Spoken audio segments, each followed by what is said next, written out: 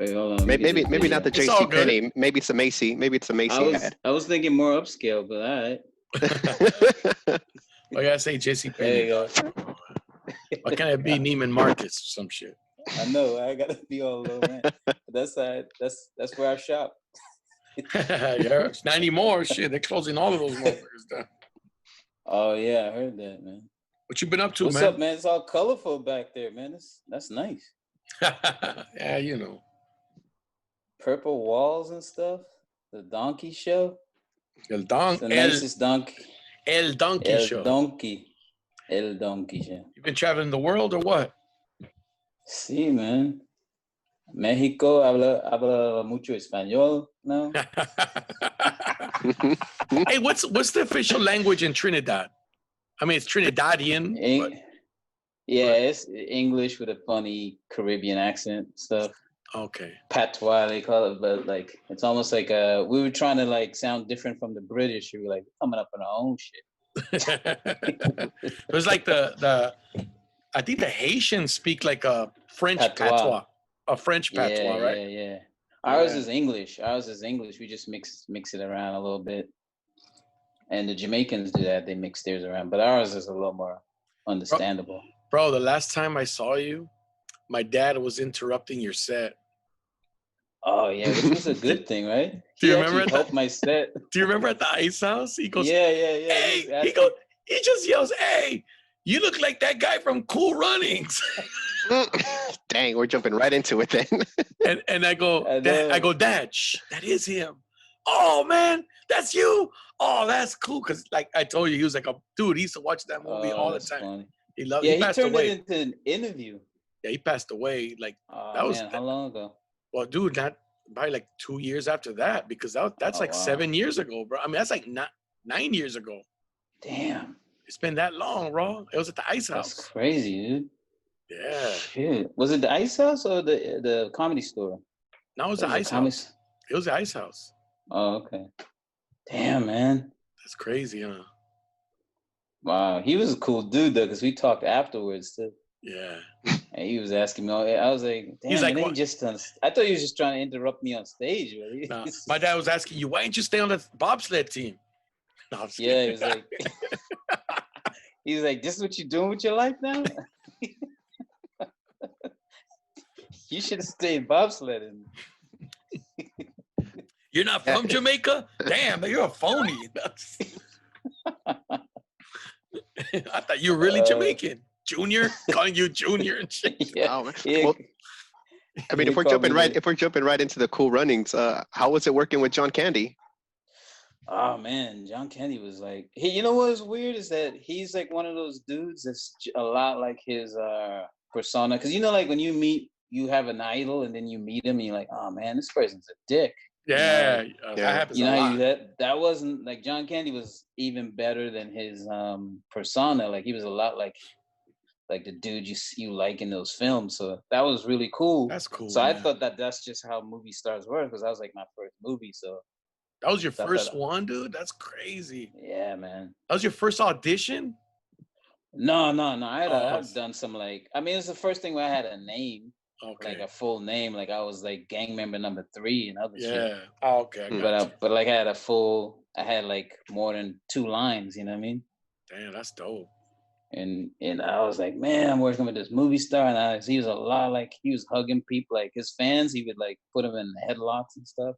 Yeah. He's just like a nice dude, man.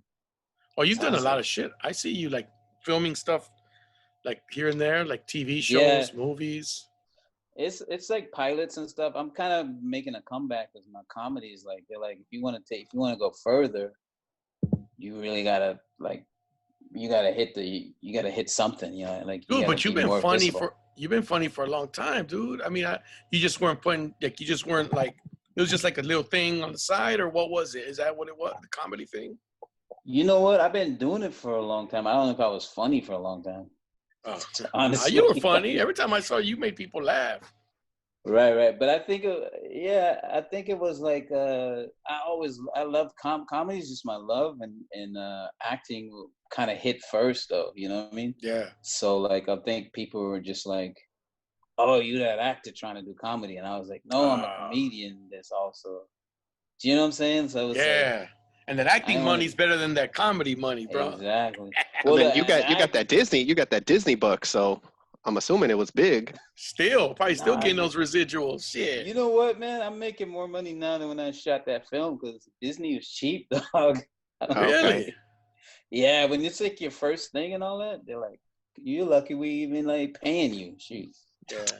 You know what I mean? They're very cheap, and then until you hit it, and also they didn't think it was going to be that successful. They were kind of worried about it. Damn. You know, 4 black dudes in tights and stuff. They're like, "I don't know. This is our brand." Running around. Are we gonna have to blur the crotch? White women in middle America going crazy. They're like, can you remove that? Can you remove that sock from your crotch? It's not a sock, baby. Well, they didn't have to blur mine, so I was kind of hurt. So if that was gonna be a problem, you should have done the Mexican bobsledding team. Yo, they had one during that time. They didn't. They had a Mexican. They did because we would do the tour. We did the publicity tour, and I was in what do you call it? What's that? Texas? Not Dallas. Fort Worth. Fort Worth. Yeah. I was in Fort Worth, Texas, at a Hooters, and I met this dude, and he goes, "Hey man, you in that movie?" I was like, "Yeah." He goes, "I'm Mexican. We did I'm part of the Mexican bobsled team. But we ain't get no love because you guys overshadowed. You guys got all the press." I was like, "Oh shit!" I was like, "Dog, I was only in the movie, bro. I'm not the real bobsledder." Yeah, that's fucked up. He's blaming your ass. Yeah, exactly. He had beef though. He's like Mexican. Like Mexico had their first bobsled team then too. You look it up. Joining us, Eduardo Talavera. Eduardo Talavera is in Mexico City, by the way. So, Eduardo, I didn't know Mexico had a bobsledding team. Bobsledding team, Mexican bobsledding team. Yeah, well, well, Rawle was in the movie Cool Running. Rawle was in the movie Cool Runnings with John Candy. Oh, you were in it? Yeah, really? Yeah. I love that movie. You just don't recognize him without the dreadlocks. He was Junior. No, he had the high top fade. I had the Carl Lewis. Yeah, you did. That's right, you did. That's right, my bad. That's right, you did. I haven't seen the movie in a long time, bro. I ain't gonna lie. That was one of my favorite movies. Like when I was in, what was it, high school maybe? That was my dad's favorite. Going back, my dad's. That's my big bitch. No, it's because you missed it. You missed it. We're doing comedy, so Rawle and I were doing the Ice House one night, and I took my dad. My dad didn't go to many shows, but he went to that one, and he interrupted his set. He goes, "Hey!" He just yelled, my dad, "Hey! You know you look like that guy from Cool Running." And I said, "Dad, shut up. That is him. And he goes, "Oh man, that's cool." He starts yelling it in front of everybody. "That's cool, man. That's cool." Shit. Like, that's kind of. I thought Cisco. I thought you put him up to it. Now. You thought I put him up to it? No, I wouldn't. Yeah, I thought I was like, nah, come on, bro. He's messing with me. I wouldn't do no shit like that. That's some Trenton Stewart Jones shit right there. I'm trying to get Trent to come on yesterday. He's like, "I got." I got family stuff. I've been He's been going crazy posting, huh? Yeah, dude. Yeah, he's racism shit, man. Yeah, he's trying to straighten out white people. Hey, are they protesting in Trinidad? Nah, man. No, because Mexico's. Who are they gonna protest against? I don't know. Fuck it. We want to speak real English. No, I'm just kidding.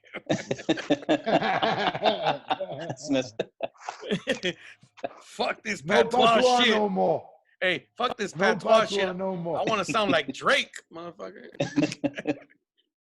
They speak in Spanish. We got a lot of Venezuelans moving to Trinidad. Really? Yeah, because Venezuelans are moving everywhere. Yeah, they're right there though. Yeah, they're trying to get the fuck out of Venezuela. It's bad when you escape into Trinidad. But Trinidad's they got the soca music, bro. Come on, soca fiesta. What you know about that? Oh shit, I know about soca. I know I can't fucking dance it because that shit. Each song's like 3 hours long. Fuck. It's probably 10 songs, but all the songs sound the same. So yeah, but fuck, dude, like upbeat, like high, like they don't even slow it down for a second. It's like dun dun dun dun dun dun dun. Like fuck, I was like, God damn. Yeah, man. That's It's I like a like it. workout. reggaeton I like it though. grandfather. I mean, I like it. It's just I don't know about dancing to it, bro. Like my buddy made me actually because I told my buddy used to date a girl from Trinidad, and then I told him, dude, you know, I like that soca music. I can't remember the name of there was a group I like or whatever, a singer, I don't know what it was.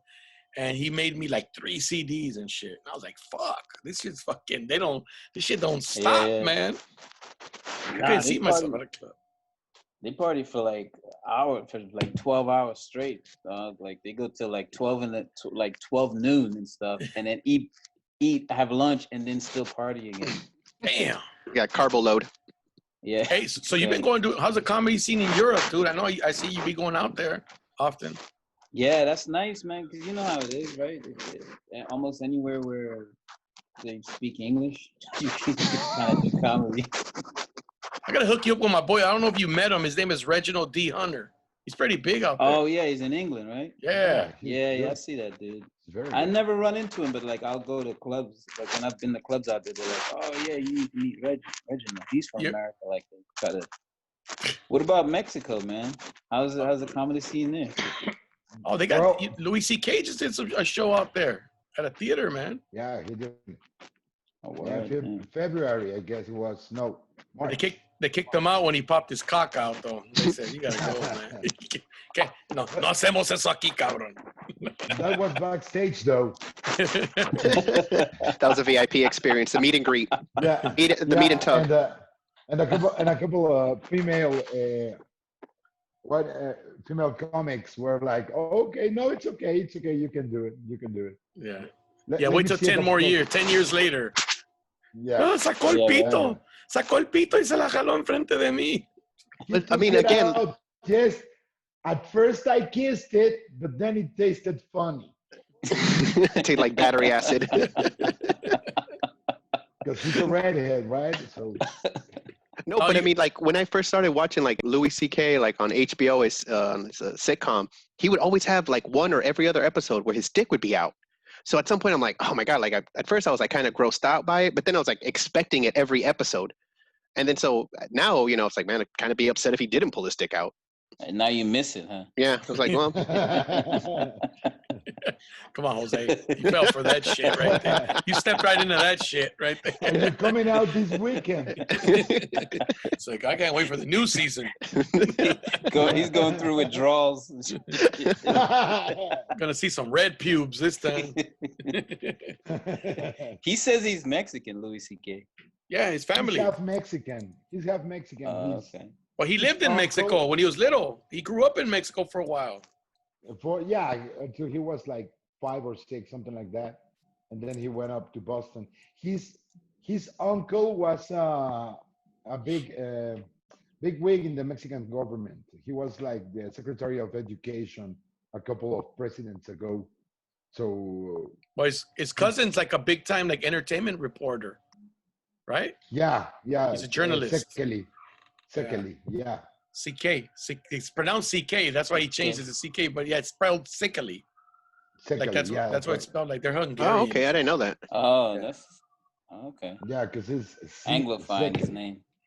Yeah. No, but he's Hungarian Jew, dude. Like it's just weird. Like Hungarian Mexican Jew. Damn. Yeah. Some shit. I like Mexico, man. I was in Polanco. Polanco?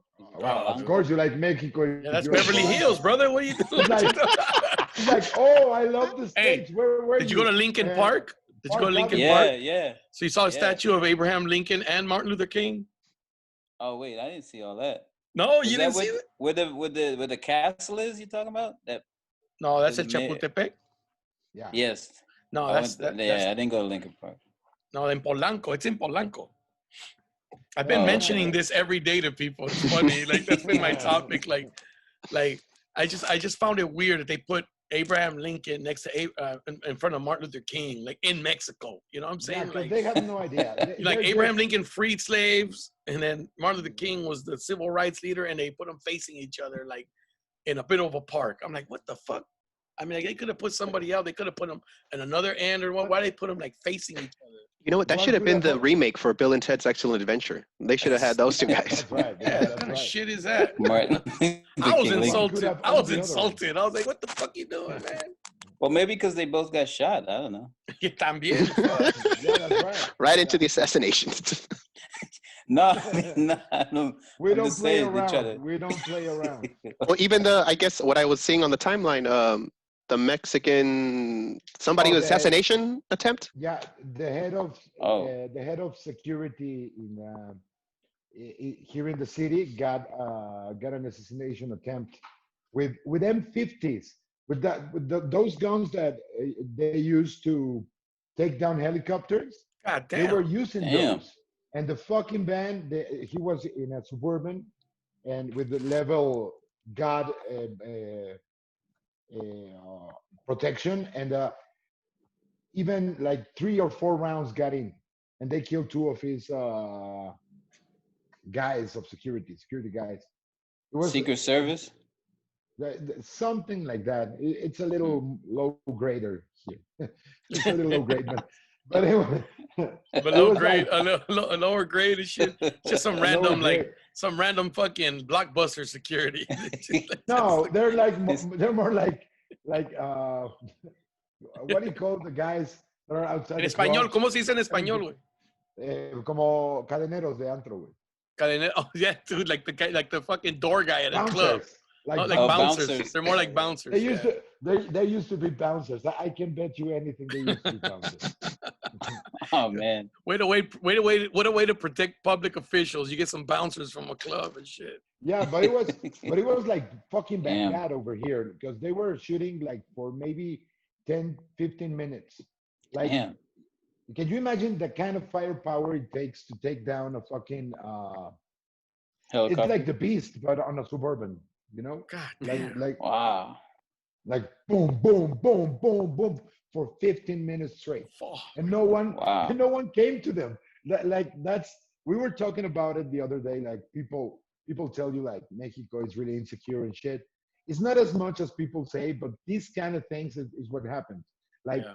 I can't imagine something like this happening to a USA official and no Marines coming like in 5 fucking seconds. And here was like 15 fucking minutes and nothing happened. Just the fucking guy just was like curled up in. They called. Wow. They called, but they were like, "Yeah, we ain't showing up. We don't have Yeah. we don't have shit to combat that. We don't have shit. I got a pistol. Let me see if I can. Let me see if I can get the guy from Halo to help us. Hey, bring all hey, everybody! Tell everybody bring their 22s. We're gonna take this motherfucker. If that. We're gonna combat this motherfucker. Like a bayonet. Hey, dude, you know what's crazy? Eduardo, was the other day when fucking they didn't let AMLO go into Cuernavaca. They blocked his ass off. I've never seen that shit before. Can you imagine Trump? They don't want him. Could you imagine Trump trying to go into Hollywood and humans making a barricade saying, "Fucking, you ain't coming into Hollywood"? They did that to the president in Mexico. They didn't let him into their neighborhood. They didn't let him into their neighborhood. Why was that? They don't like his ass. It was a couple of weeks ago because he's an asshole. Like Trump's an asshole, but he can like the big difference is just like you can listen to AMLO, like our president, and it's like Trump with the SAP function of the TV on. They say the same kind of shit. They're like equally stupid. Like, but in here, we don't have like the Secret Service or something like that to stop people from like you're not coming in, and that's it. He won't come in. Wow. It's a shitty. Here when a president goes to a neighborhood, they come months ahead, and they fucking they because I know block off traffic, block off the freeways. When Obama did the Mark Maron podcast, they said they were there like fucking when he dropped the N-bomb. Remember that shit on Mark Maron's podcast? Did you ever hear that? No, I never heard that. Obama dropped the N-bomb on there, bro. What? Look that shit up. Who was he talking about? Is he talking about Kanye? Why would he drop it with Mark Maron and not with Anthony Bourdain, though? I would think he'd be more comfortable with a I fucking don't know. You gotta ask Obama, bro. I mean, fuck. I'll email with an ex-addict, maybe. I'll tweet him. Let me DM his ass so I can find out. DM Anthony Bourdain right now. No, Obama. No, but so they they scouted the location. They look at every possible place where somebody could be with a fucking sniper or as a sniper. Right. They fucking scout and then they block everything off the day of. It's crazy, dude. It's some crazy shit. So obviously they didn't do that for AMLO. They just said, "Fuck it, we're gonna cruise." It was like a Sunday afternoon, like we're gonna go cruising, and they said, "Not here, you ain't, motherfucker." Yeah. Damn. Is he in a bulletproof car or something, like a SUV bulletproof or anything like that? Who the guy who got shot here? AMLO. AMLO. Yeah, he used to tell people that he was a very humble president and that he wouldn't use Secret Service and that kind of. Here in Mexico, it's called Estado Mayor Presidencial. It's like it's the equivalent of the Secret Service, but he's a populist and a socialist and a piece of shit. And he used to tell you didn't people. Vote for him, I guess. No, I didn't. Next week, Rawle, you gonna be like, "What's up with Talavera?" Shit, I don't know. I ain't heard from him since that podcast. We recorded that podcast and then he just disappeared. No one's seen him. No one's heard from him. Nothing. They just left They just left a couple of whiskers of his beard. He just said, "Wait, I gotta go to the bathroom," and he never came back. He never came back. But he used to tell people that he was very humble and he was not going to use a lot of money to protect himself, and that he would drive a Jetta, a Volkswagen Jetta, the motherfucker, and like 6 or 7 bulletproof Suburbans behind him. It's like, dude, it's the same fucking thing. What are you doing? Right. You just putting yourself at risk for nothing. Yeah, just get in the Suburban. Just get in the Suburban shit. Yeah, shut the fuck up. Yo, I was watching that. I was watching on Netflix right now that fucking documentary on that doctor, on the doctor that used to molest a gymnast. Did you guys ever hear about that shit? Oh yeah. Yeah, that was like 2-3 years ago. Yeah, but I was watching it today. I had never watched the whole story. That's fucking some crazy Which shit. One? The Olympic guy, or the ones from UCLA, or the one from Olympic USC? Guy. The Olympic guy, the Michigan State guy. Which one? Chris.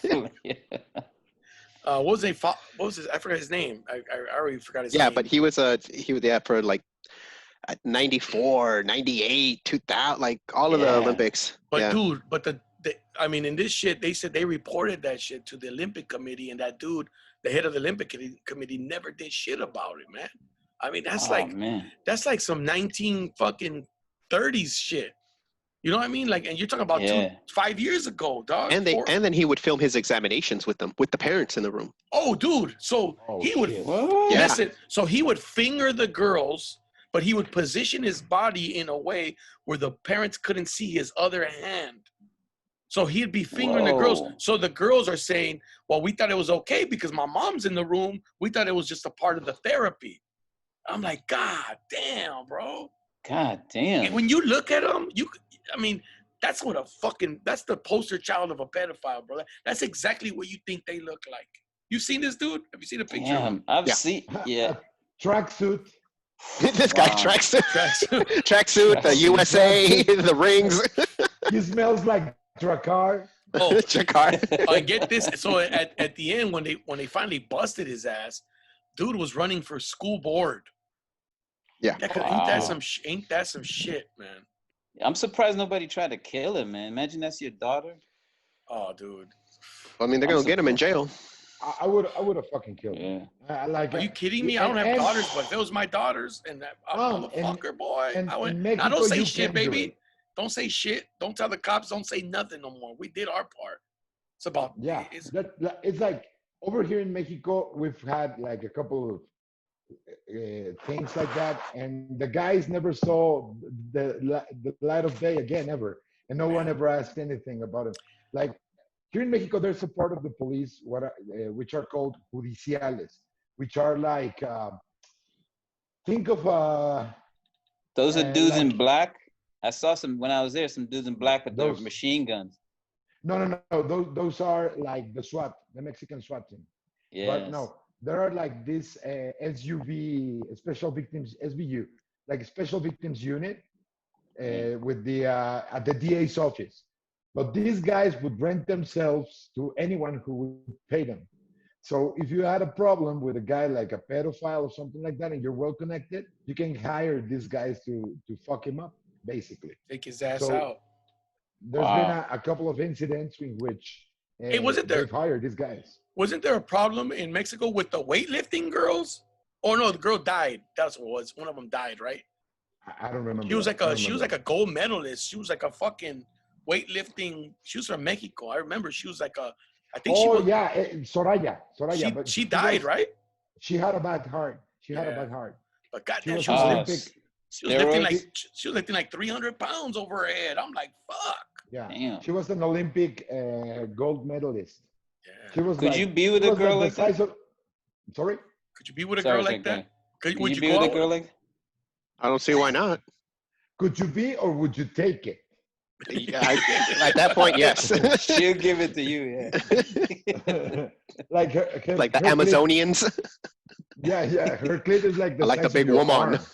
Huh? That would be crazy to date a girl like that though, because everywhere I you know. went, it'd be like, Oh, nah, hey, shut the fuck up, bro. Don't let my girl hear you. Like, She gonna get road rage. you know what she did? You know what? She hosted one of the seasons that I did for Comedy Central. oh no, was she cool? All right. Yeah, she's very cool, but she was like all medicated because she had thrown her back out or something like that, and she got to the taping right after the doctor appointment. So she was like all Very loopy mellow. and shit. She was trying to host, and she couldn't put two fucking words together, and she was like, buenas noches, aquí venimos a la comedia. Like she was all loopy and shit. Oh wow. She was a really cool. Wow. She was really cool. She was really cool. Did she hit But on you? nobody's. She tried to hit on you or anything? Like, I would have run, man. I would have run. I don't hit people the right way, and I'm in trouble. you'd have been like, hey, look, man, I'm not saying no, but my, you Just know, not but right like, now. but I'm kind of in a complicated relationship, you know. And then she would have been like, who is that bitch? Where's she at? Like, Where's she at? I'll fuck her ass Point her up. out. Point her out. Point her out. I'll break her neck. Point the bitch out. The drugs are wearing off. Shit. How about you, Jose? Would you date a girl that could lift more than you? Why wouldn't I? Yeah, sure. Get stuff done around the house. Good stuff around. Damn. Yo. He starts gotta really work woke, and then he goes down the hill like really Yeah. fast. Like, yeah, of course. Moving a love couch is and love, shit. you Well, know? how else am I Love going to is hang up my TV? I'm like, it says in the instructions, it says 2 people. I'm like, bam, there it love. is. I need to change a couple of tires. Of course, of course. I'm gonna get you a job at AAA. Oh, bitch. you know what I read yesterday? Yesterday I was like checking my Twitter feed, and I saw this tweet from a guy in the States saying this kind of shit like, "I'm not okay with people using sombreros and embroidered shirts because it's our Mexican culture, you know, and I don't like it if you do it like for a costume and shit." Like that kind of little bitch you got. Wait, wear a sombrero to church? No, for like for parties and shit, like for disguises and costumes and that. Oh, like Halloween or something? I'm sorry.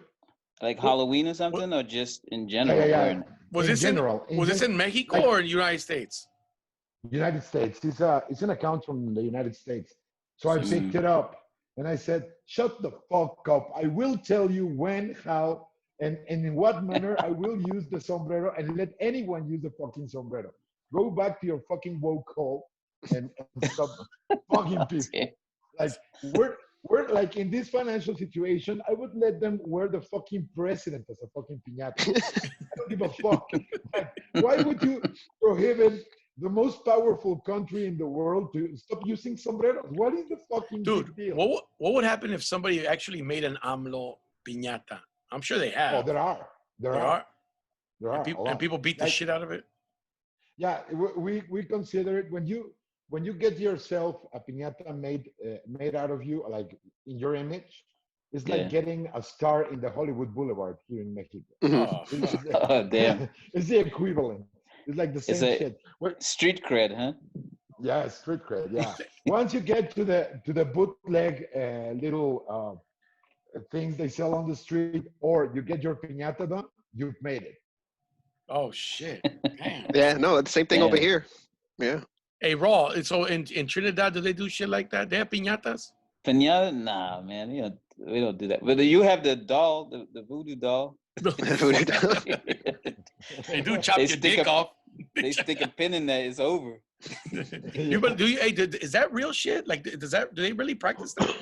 Nah, I mean it's like a fringe. You know what I mean? It's not like prevalent culture. It's not like you don't learn it in school or nothing. No, You know, here's how you take out your enemies.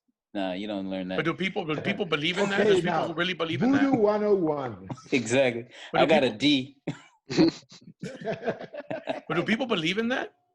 Yeah, well, we have a thing called obia, which is our version of voodoo, which is like it came over from Africa, and it's like you use chickens and I don't know why animals always got to suffer in those things. Oh, they bleed them out and all that. Dude, Yeah, even in religion, animals, goats, sheep, all that.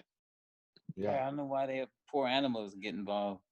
But they'll if somebody puts some obi on you, but it's weird stuff, man. Like your foot looks like a hand, and it's never anything. It's never anything. What kind of fucking spell is that? It's like make his feet look like hands. Hey, Hey, man, that's racist. But if it happened to you, you're fucked up. You got to wear a glove on your foot and stuff. Or maybe like your foot's always sweaty or something like that, or you got like toe fungus on your hands. Foot on your hand. Right? I'm trying to think of this. Stuff. Hey, people do get fungus on their fucking fingernails. That's disgusting. Yeah, that's why I stopped dating your mother. This guy right away. There you go. The mother joke's got to come out. Yeah, of course. Hey, Mexican, what do you Nobody. me- I'm waiting. I'm just waiting for someone to jump on the beard. I'm not going to be the first one. hey, Talavera. So thank you for peeing on my mom's nail, man. Fungus is gone, but now she got herpes. God damn! Like trade one thing for another. You can't have it all. You can't have it all. No, that's We crazy. have So this- Obi, I never heard of Obi. Though. Obia. That's Obia. our version of voodoo. But don't they have something in Mexico? Isn't it not Santeria? What is it? Yeah, Santeria It's too. like Santeria. Santeria? It's called Brujeria. It's like that. Brujeria. Brujeria and Santeria. We have a place. There's a place. It's an island, a small island near Veracruz. It's called Catemaco. Veracruz. That's where the Catemaco. black people are. They're all over now. They're all over now. No, Mexico finally accepted it. 2015 and shit after like fucking 100 and some racist years. Okay, we have black people. Hey, Mexico had They're a all black sorcerers. Mexico had a black president before us, Vicente Guerrero. He was black. Yeah, Vicente that's right. Guerrero, he was a little bitch. His mom was black, though. He was mulatto, was it? Yeah. Yeah, he was what we call here in Mexico sambo, which is Hey, hold on, don't be insulting Racist. people, dog. I've only heard that like in an Italian or Sopranos type stuff. Moulignon. That's a nice Sambo. Moulignon. That's a nice way of dropping an N-word, huh? Sambo. Sambo. Sambo. Damn, I That's the just Z met word. you, dog. I know, what the fuck? Dude, what the? You just said you were a fan. What the fuck? No, what is Sambo? What does Sambo mean? Yeah, what's Sambo? Sambo means that a black man and a mixed Mexican had a son. Like okay, mestizo. the son of a Mestizo. Spaniard. Yeah, mestizo. Yeah, the son of a Spaniard and Mexican, but like from the original peoples. Oh, okay, crazy. Also, like So- Africa black and like indigenous. Indigenous Mexican, Mexican. with Spaniard. That's a sambo, which is a derogatory term also.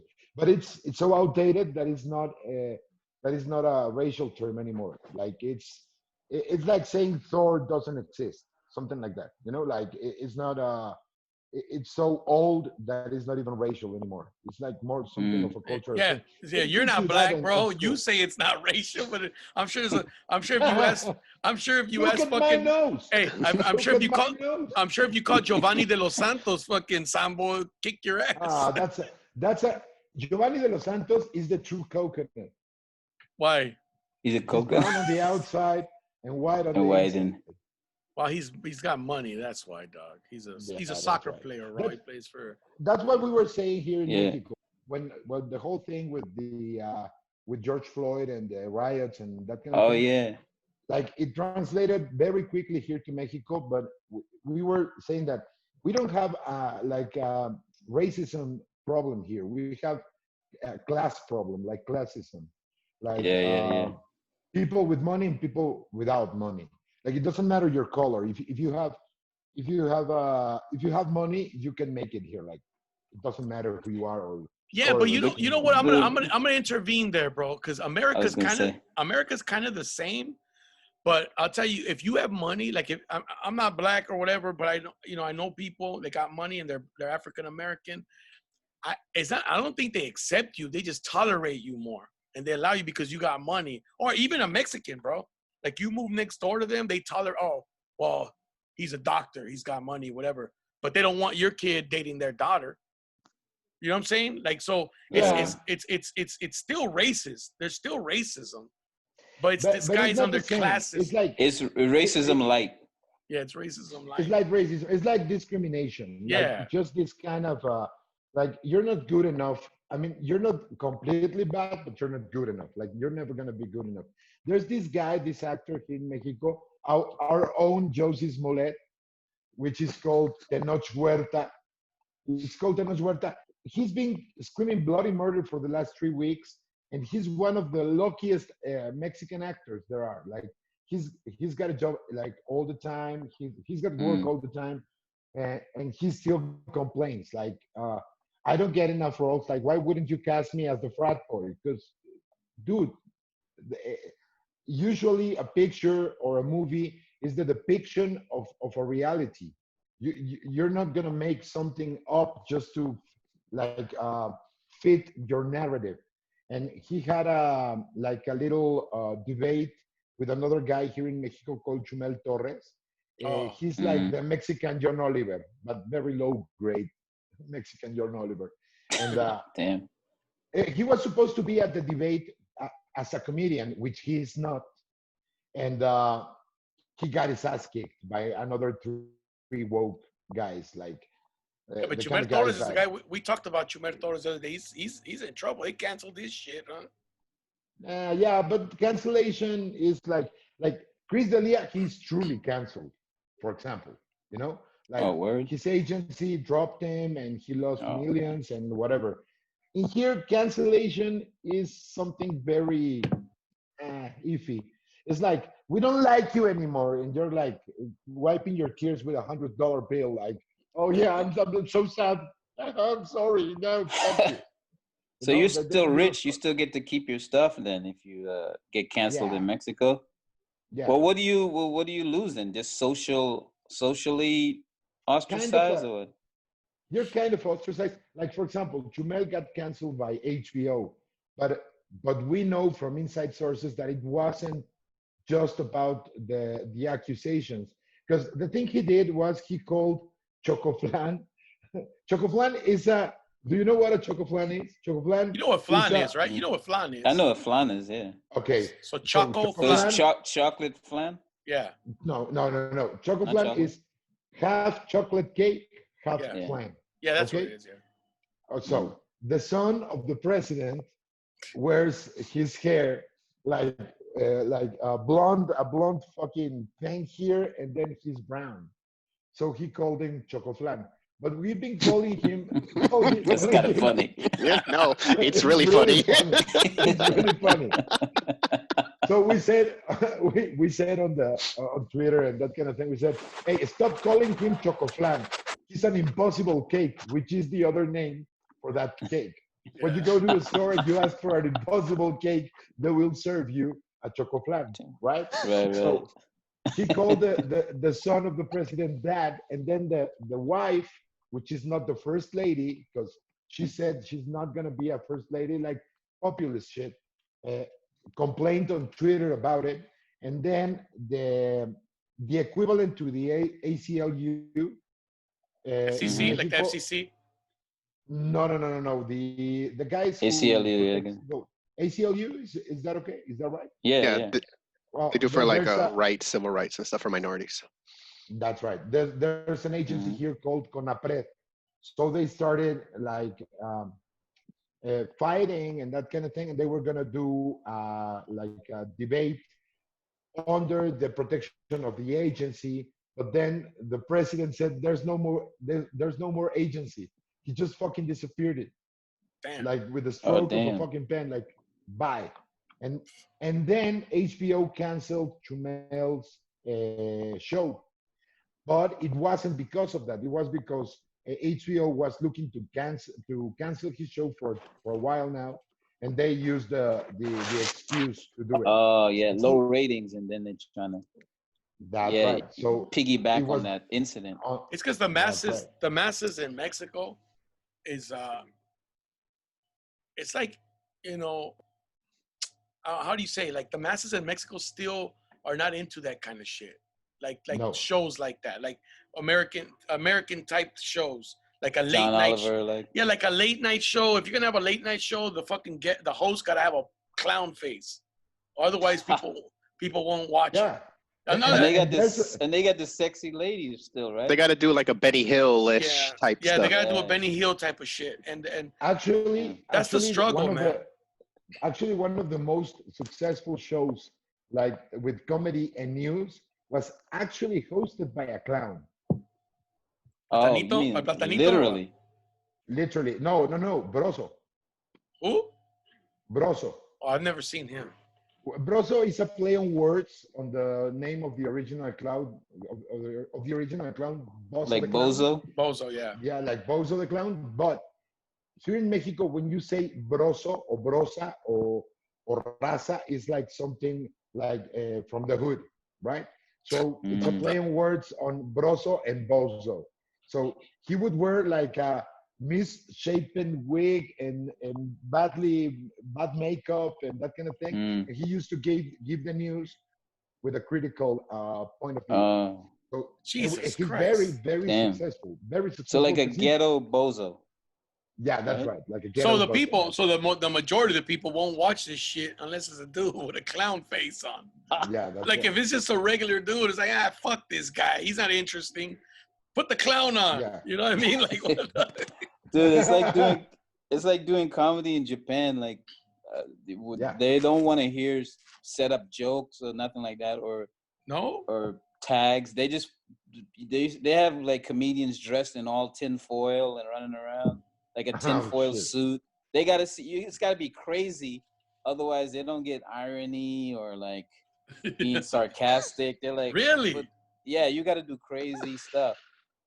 What's the So they craziest got- shit you've seen, Raw? What's the craziest I shit? saw it was like a comedian dressed up, like he made a whole suit out of tinfoil and he was running around like all through the audience, and he was like squirting like bubbles on damn. them and stuff. And he Carrot was Top would kill killing. over there. And he was killing? He's destroying, and all the other comedians from the States were like, "What's the deal with traffic?" And they were like, "Boring." Traffic. I ride a bike. Well, that's the same thing. Like, when you like in London, right? When I went over there, and I remember a comedian when I came back was like, "Hey, he had just gone to England, and then he came back. He said he struggled. He goes, "How did you do?" And I go, "I did good, bro. Fucking shit. I did like 2 shows, and then I got like headlining spots like the rest of the fucking time." And he goes, "Fuck, man." He goes, "They didn't really like me." He goes, "I wrote all this material." I go, "Yeah, that's the problem. You fucking wrote material for England. You think they haven't heard all that shit? You're probably talking about their teeth. You're probably talking about, like all that, like that stereotypical shit, their food. They don't want to hear. They've been hearing that for years." He goes, "What'd you talk about?" I go, "I talk about what I talk about. I talk about who I am and shit." I mean, how many fucking Mexican Americans go perform in England? I know they like that stuff though. Yeah, when I was there, they're like, "Oh, we have no Mexicans here." I was like, "Yeah, I see that." Hey, but like that's West, why everything smells so good. yeah, but like West Indian, there's a shitload. Oh of yeah, I remember- and I did a black show over there, And it was funny because they Why all are you doing quotes? because Yeah. Were they not Like black? it's like when I Were use the they word. not It's like when I really use a black? legal term legally, like just to cover no, my ass because legally, because you know Allegedly. because that's what they, allegedly. because to me it's a Allegedly. fucking comedy show, but you know they'll put it's a black show, even them. Right. But it was like people from Grenada, St. Thomas, St. Croix, Right. Trinidad, everywhere, and it was just hilarious. St. Kitts or St. Nevis, St. Kitts Like and Nevis. islands you ain't never heard of, right? Yeah, and they're all talking shit about each other's islands. I mean, Yeah. it's like a Mexican going up and talking about shit about Guatemalans or Salvadorians. Right, They were talking right. shit about islands, and I was just like, I was learning shit. I was like, I didn't know they Right. did that shit. You know, like You know what's funny? That's why I do all right over there, because I could do all that. I could talk about that stuff. But here, people like, bro, Yeah. we don't know the difference between you and Jamaica. Like they don't. They don't know any Do we really? nuances. It's like get to the French bonnet jokes. Yeah, But do we exactly. really? hey, hey, do that bit about Curacao. Saint Kitts. fuck those Dutch influenced motherfuckers. They got all the Fines, fine. money laundering islands over there. Do they? In England, I mean, all those islands, like there's a lot of the corporate setup Yeah. companies Yeah. go there, Like, man. That's what, how Gibraltar. do you call them? Like, where they go to avoid paying taxes, right? taxes, exactly. Yeah, Switzerland. Tax havens, yeah. That's some rich people shit. Tax I don't havens, know yeah. nothing about that, dog.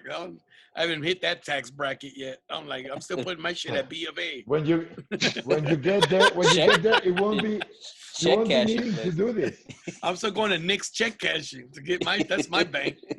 Like, you don't bank at America. Hey, you don't go to Bank of America. We live in America, I man. still cash my check at the Abarrotes on the corner, bro. And El Oxxo. El Oxxo. Hey, do people cash their check at El Oxxo? Yeah. You can Well, cash your yeah. check. Not anymore. In Mexico. There's no checks anymore. Like we don't use them anymore. Like Everything's electric funding. if you have a debit card, it's like all you need. Like What if somebody doesn't have a bank account though? How do they pay them?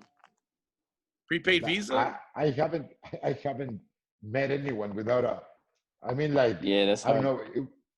It's hard to find someone without a card. Like Speaking I don't know. about that, I just went to El Pollo Loco. It's my spot, and they said Nice. we're encouraging contactless payment. We're trying to avoid change. We're trying to avoid dollars. And I was like, what the heck? Like it's starting. Oh yeah, we're going to that. I'm worried about that, man. I don't know why. Like, Oh they're my trying God, to here we get rid of go. money. Book of Revelations. Yeah, you're worried about that until an extra 50,000 shows up in your account. You're like, hey, It becomes. how did that get in there? You know what's the danger in that? That it becomes like a Black Mirror episode, because if you can't hold the money, if you can't hold the money physically, then everything is about credits, and everything is controlled beyond the possibility of you having any control of your money. That's the Right. danger there. Like if you don't have your credits, you cannot fucking eat. Like there's I don't remember in which part of was it Europe? No, it's China. In China, you have a social status. And if you Oh go yeah. to Well, those- that's from that episode, but yeah. No. But it's true in one China of- now. You mean, like Yeah, right now. in like real right now. life? In real IRL. life, one of my uncles went to China like for a month on vacation, and people are very worried about their social status because there's this like you have a grade like the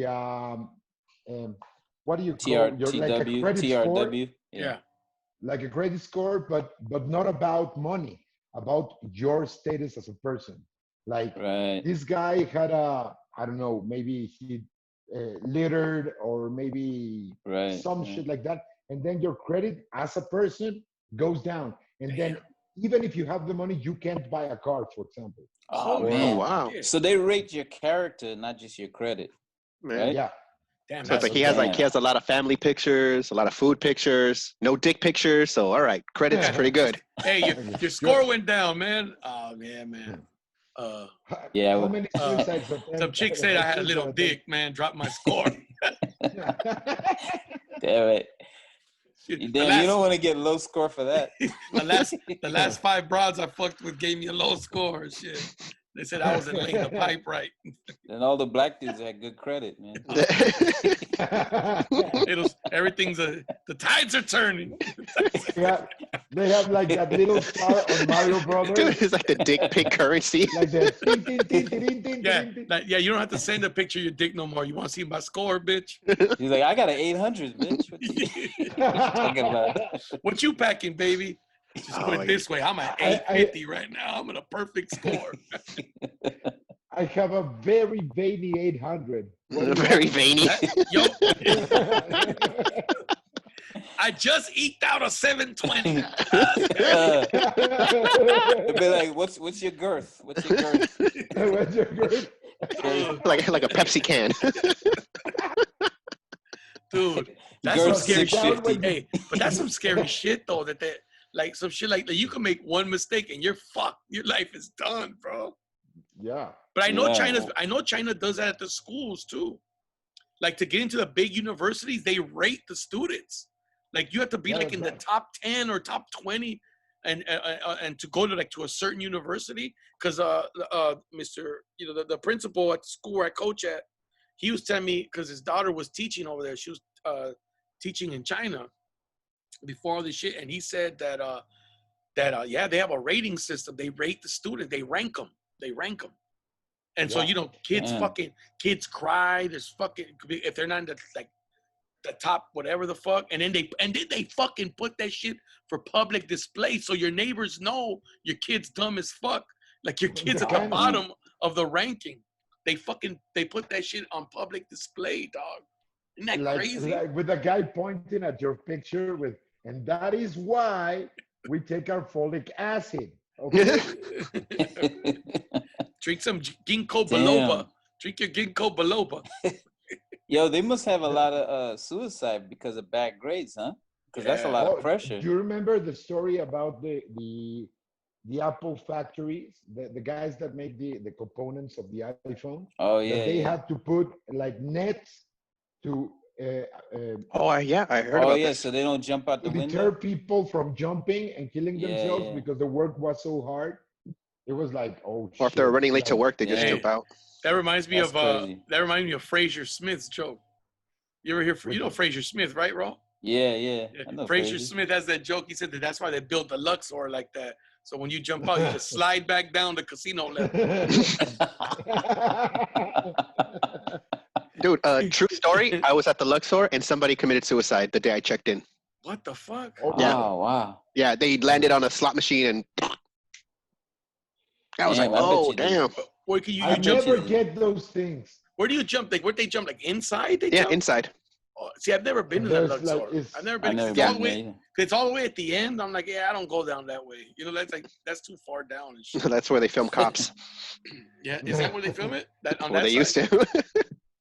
No more Mandalay Bay. Cops is over now, right? Yeah. I think the Mandalay Bay and all that shit's on that side, right? They canceled that, right? Yeah. Cops and Live PD. So what was the reason for that? Real life was getting better ratings, I guess.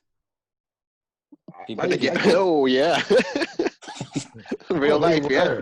They were like, I want to have a video. of something. But dude, I watch Cops. Saying I can't breathe. I watch Cops, and then I was telling a couple guys the other night was shit on Cops. If you watch it, they put their knee on motherfuckers' necks all the time. Yeah, on their back and necks. That's why they cancel it. Is that why they're canceling? Oh shit! I think it's revealing, man. It's like it's just promoting that culture of like having bad militarized behavior and stuff. That's right. You know what I mean? Everybody knows like that's how the cops. But I actually went to a meeting yesterday with real cops, and they were really trying hard to say, "Hey, look, man, we this is propaganda." Exactly. Pretty much. They were saying like, you know how many we have millions of interactions and almost nobody gets shot. And, almost. He said almost.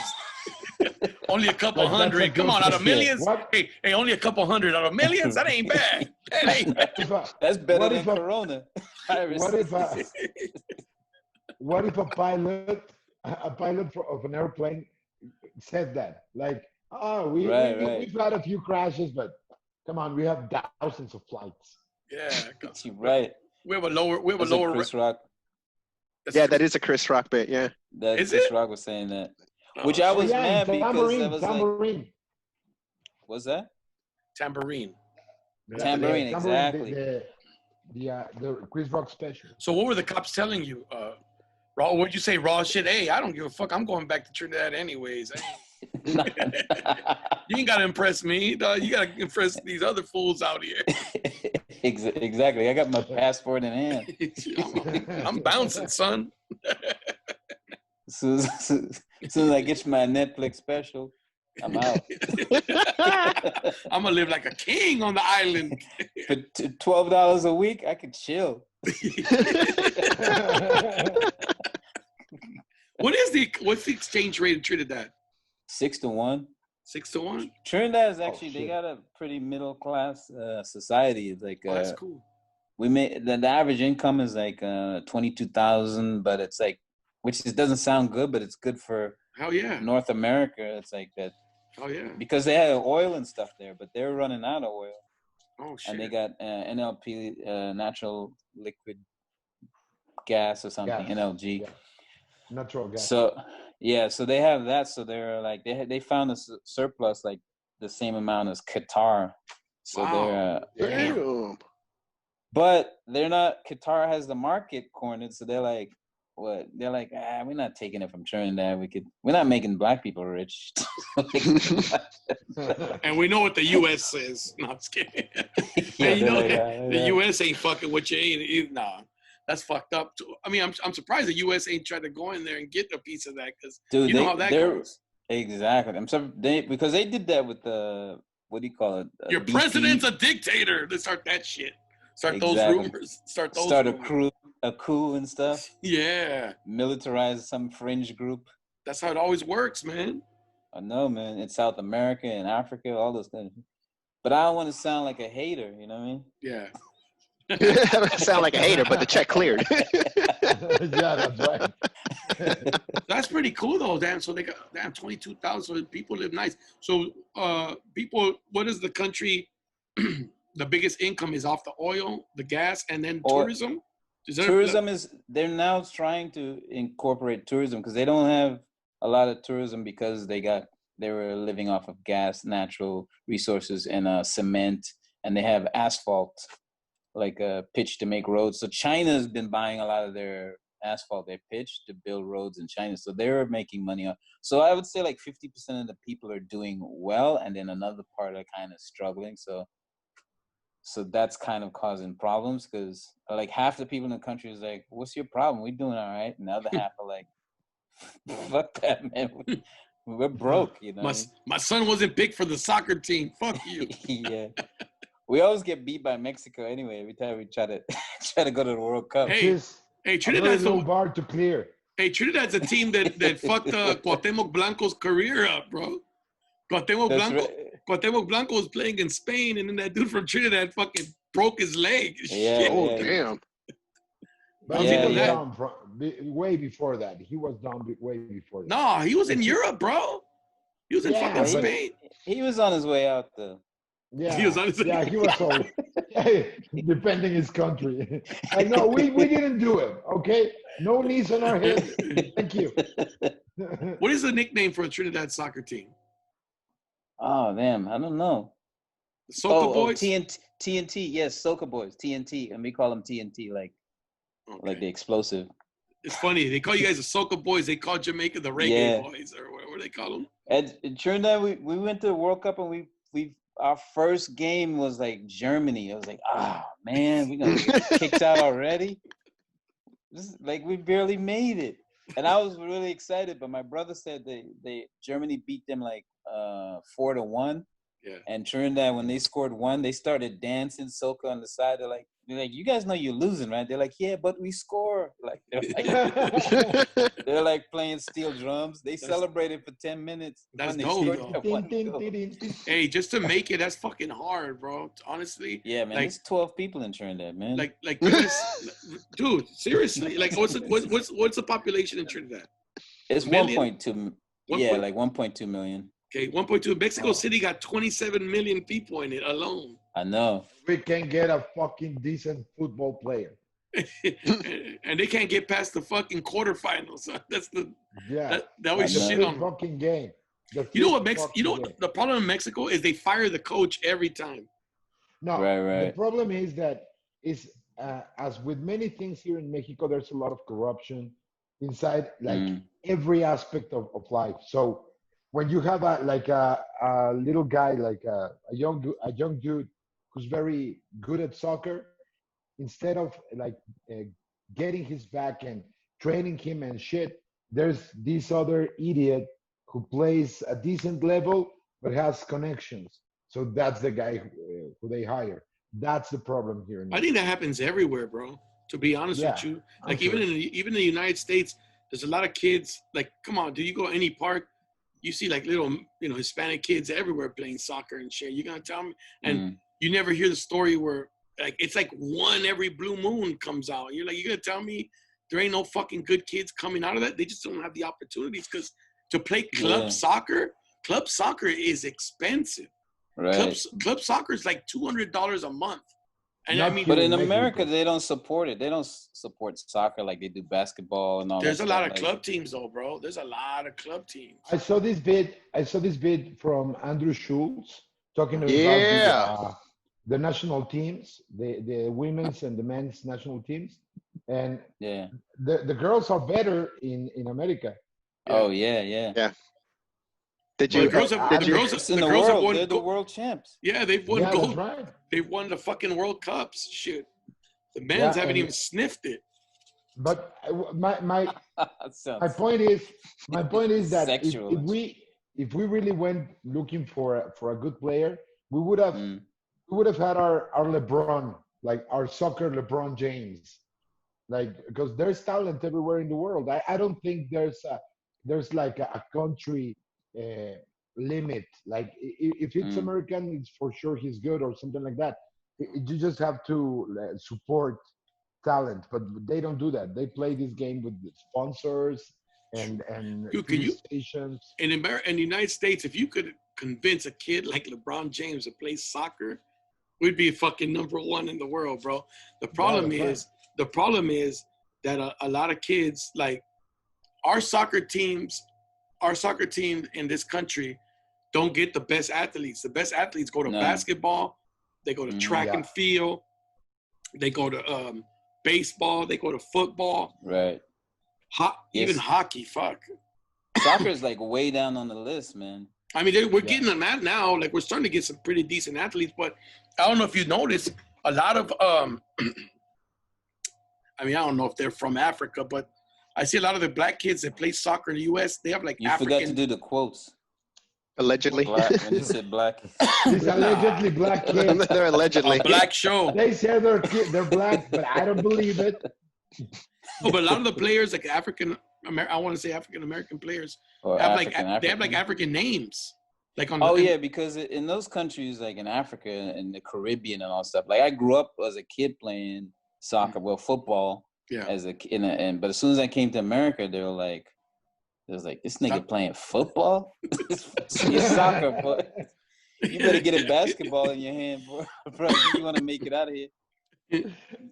That's crazy. They didn't respect it as much. It's not like. But you noticed also in American football, a lot of players now have like their like African names now. Like I'm seeing a lot of like there was a kid. Nigerian, right? Yeah, Nigerian. That's what it is, right? Yeah. That's crazy, dude. Like, because you didn't used to see that, like these names, in like back in the 80s, 90s, you didn't see too many of them. Plus, people would change those names because it was like you were discriminating. Like, they're like Mokuko, man, you better change that, bro. Like, even in the black community, they mess with you, man. Isn't that fucked up? Isn't that fucked up? We mess with each other the worst. We're like making noise. Makuko. No, because I know there's a guy that played for UCLA, a player, and his name was Bolu Olurunfunmi. Olurunfunmi. That's his yeah. Bolu Olurunfunmi. And I think his Instagram was like Bolu Olu, but it was like Bolu Olurunfunmi. And I'm like, I mean, that's your fucking name and shit, you know. And I know, I'm sure they could catch flack from Wendell Davis, you know, like right. Or DeJuan fucking Jackson, shit, talking shit to Bolu. Hey, you know what's messed up about that is like DeJuan Jackson is just like a slave name. Right. Exactly, Yeah. right? Meanwhile, the that's dude's right. got his authentic African name, and we making fun of him. And Yeah. you're clowning, and you're the one fucking Okay. clowning this Yeah, dude. this guy Elijah Wan. It'd be like That's right. it'd be like a Juan Garcia or Jose Garcia changing his name to fucking Joe Joe Smith. Joe Garcia. Joe Garson. Garcia. Garcian. Yeah. Yeah. Well, no, because Mexicans do that here. Like Guillen, they'll change it to Gillen. Like Yeah, that's like right. Joe Gillen. I'm like, you're Like, Guillen, fucker. There's this guy, an actor Calling friend of him out. mine.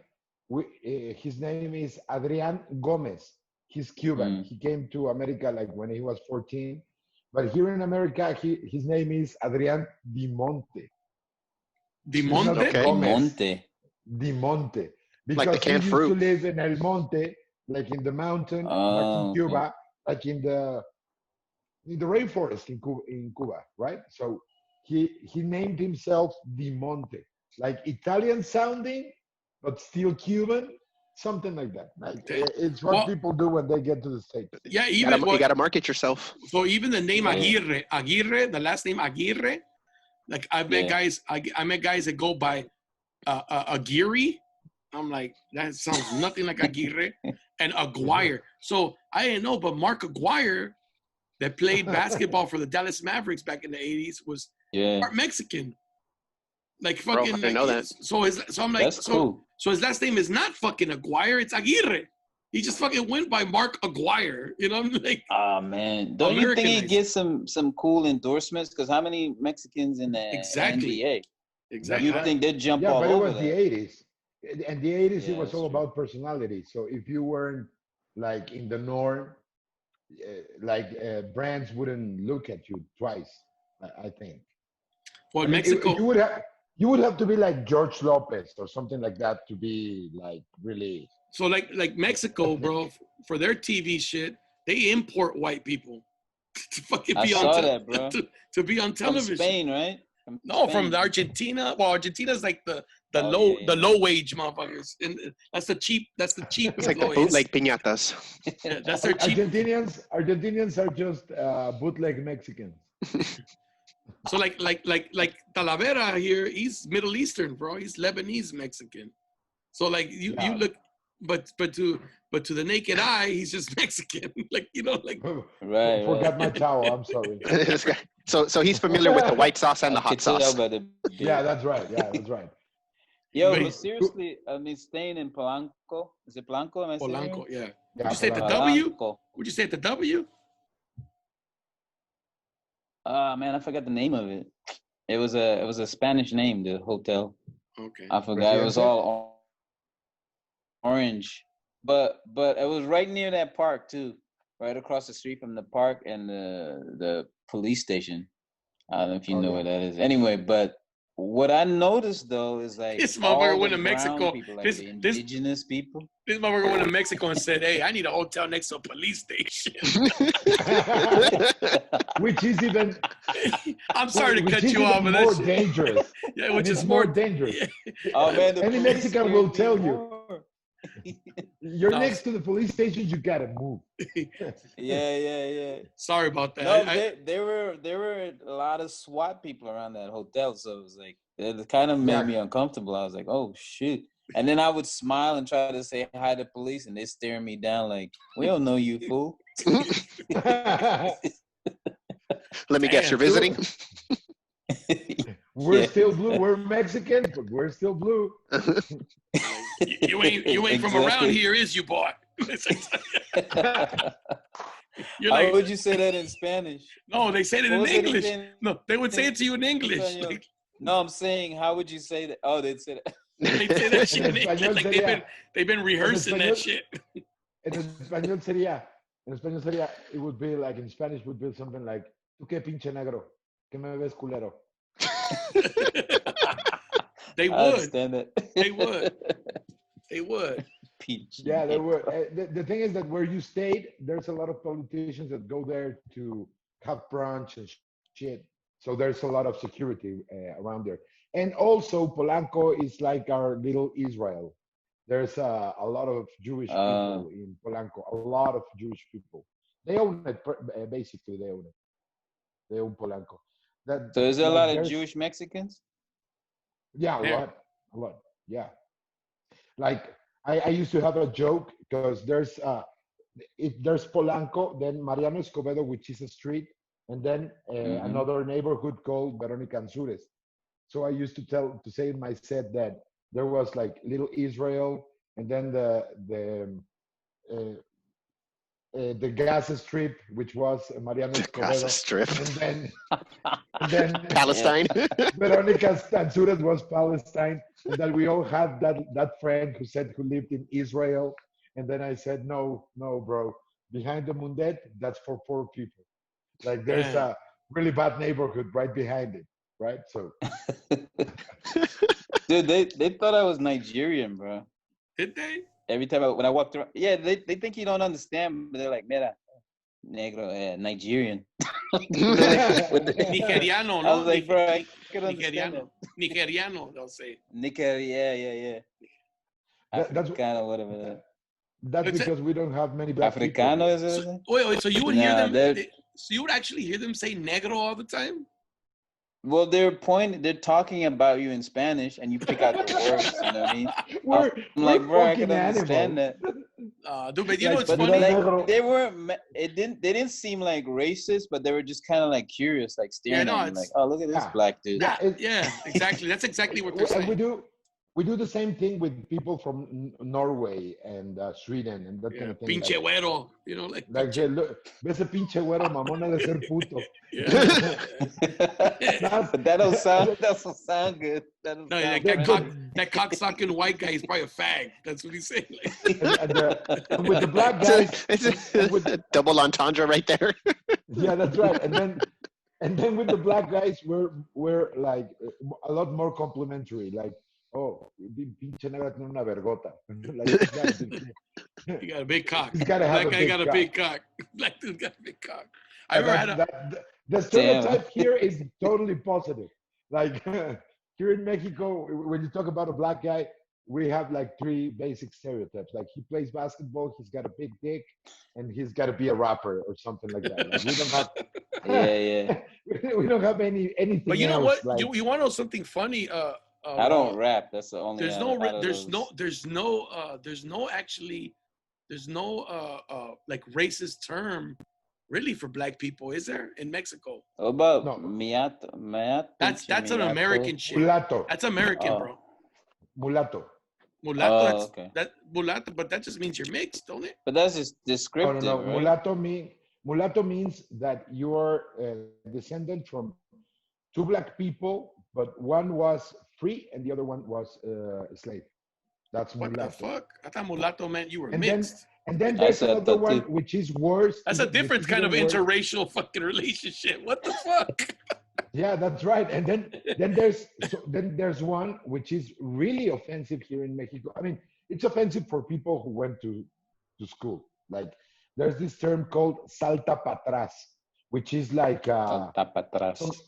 salta para atrás, which is like I never heard of that. imagine something going back evolutionarily, like in terms of evolution. Oh, it's going kind of like saying back, you're like- caveman, like saying you're a crowman. Oh.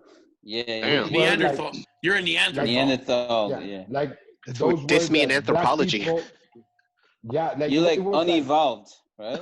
Unevolved. something like that. And it was the black people who came directly from Africa or the islands.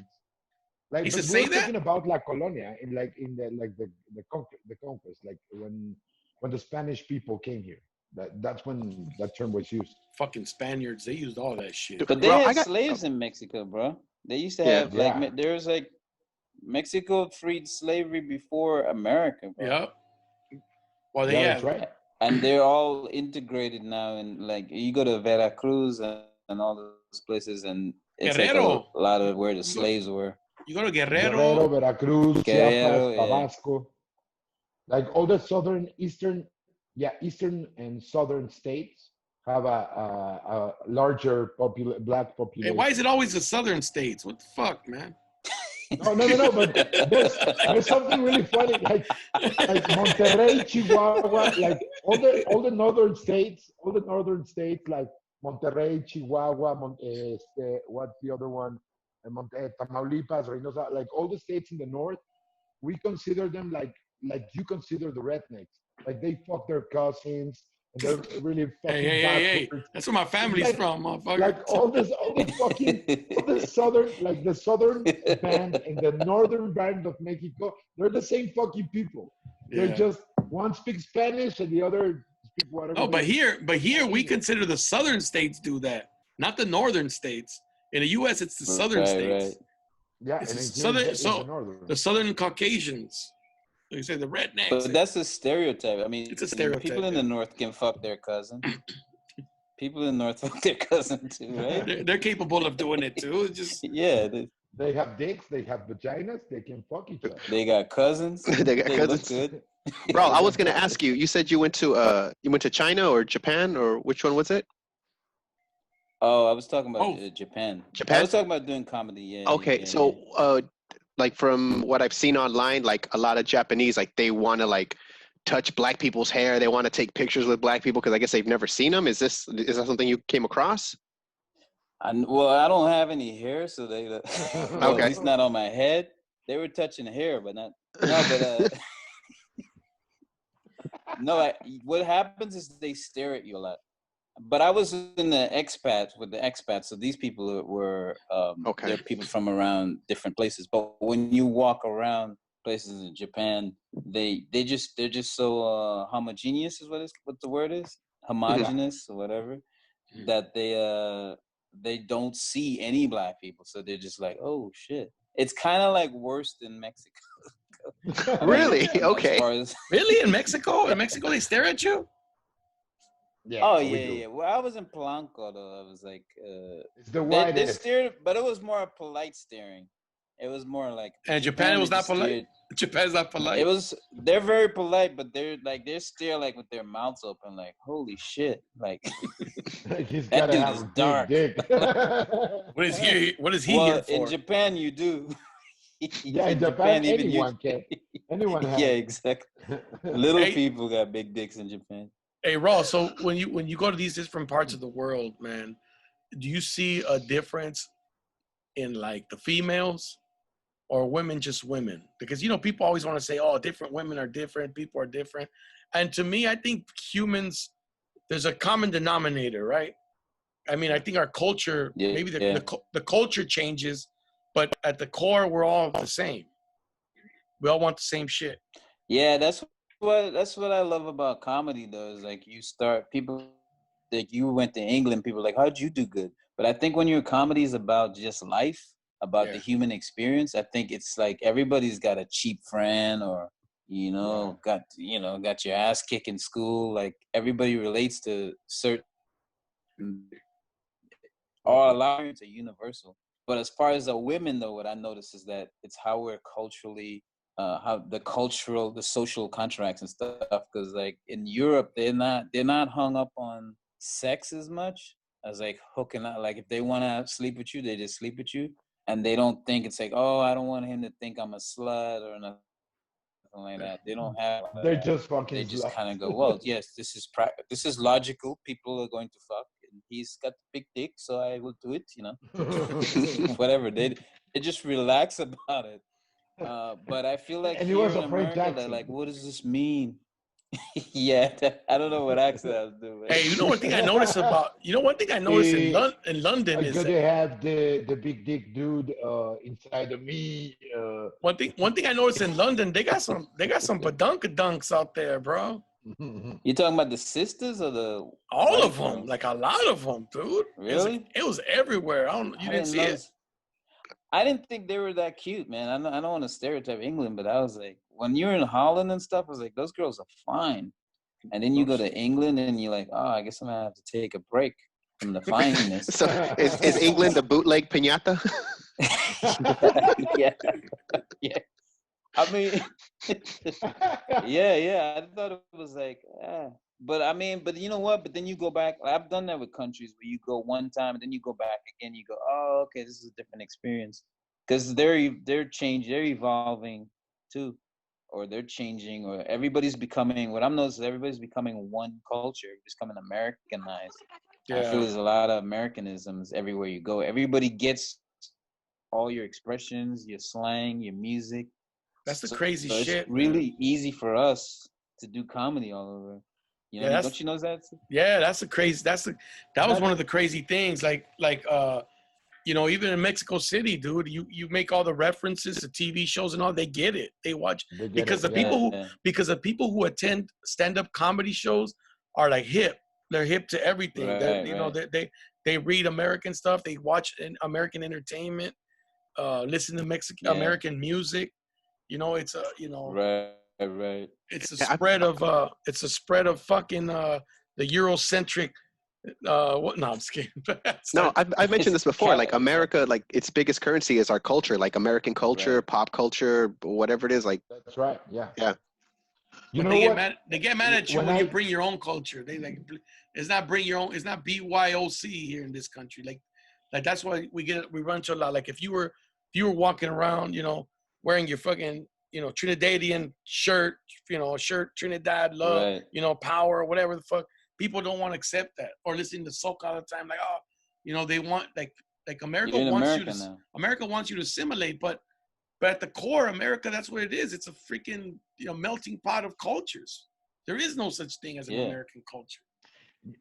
Like there's this separation from what we think it's America, and the difference is that when you go to the United States, you can it's so universal. The culture has been so pervasive, like all around the world, that you feel like the thing you've always wanted to see is there because you've seen it all your life.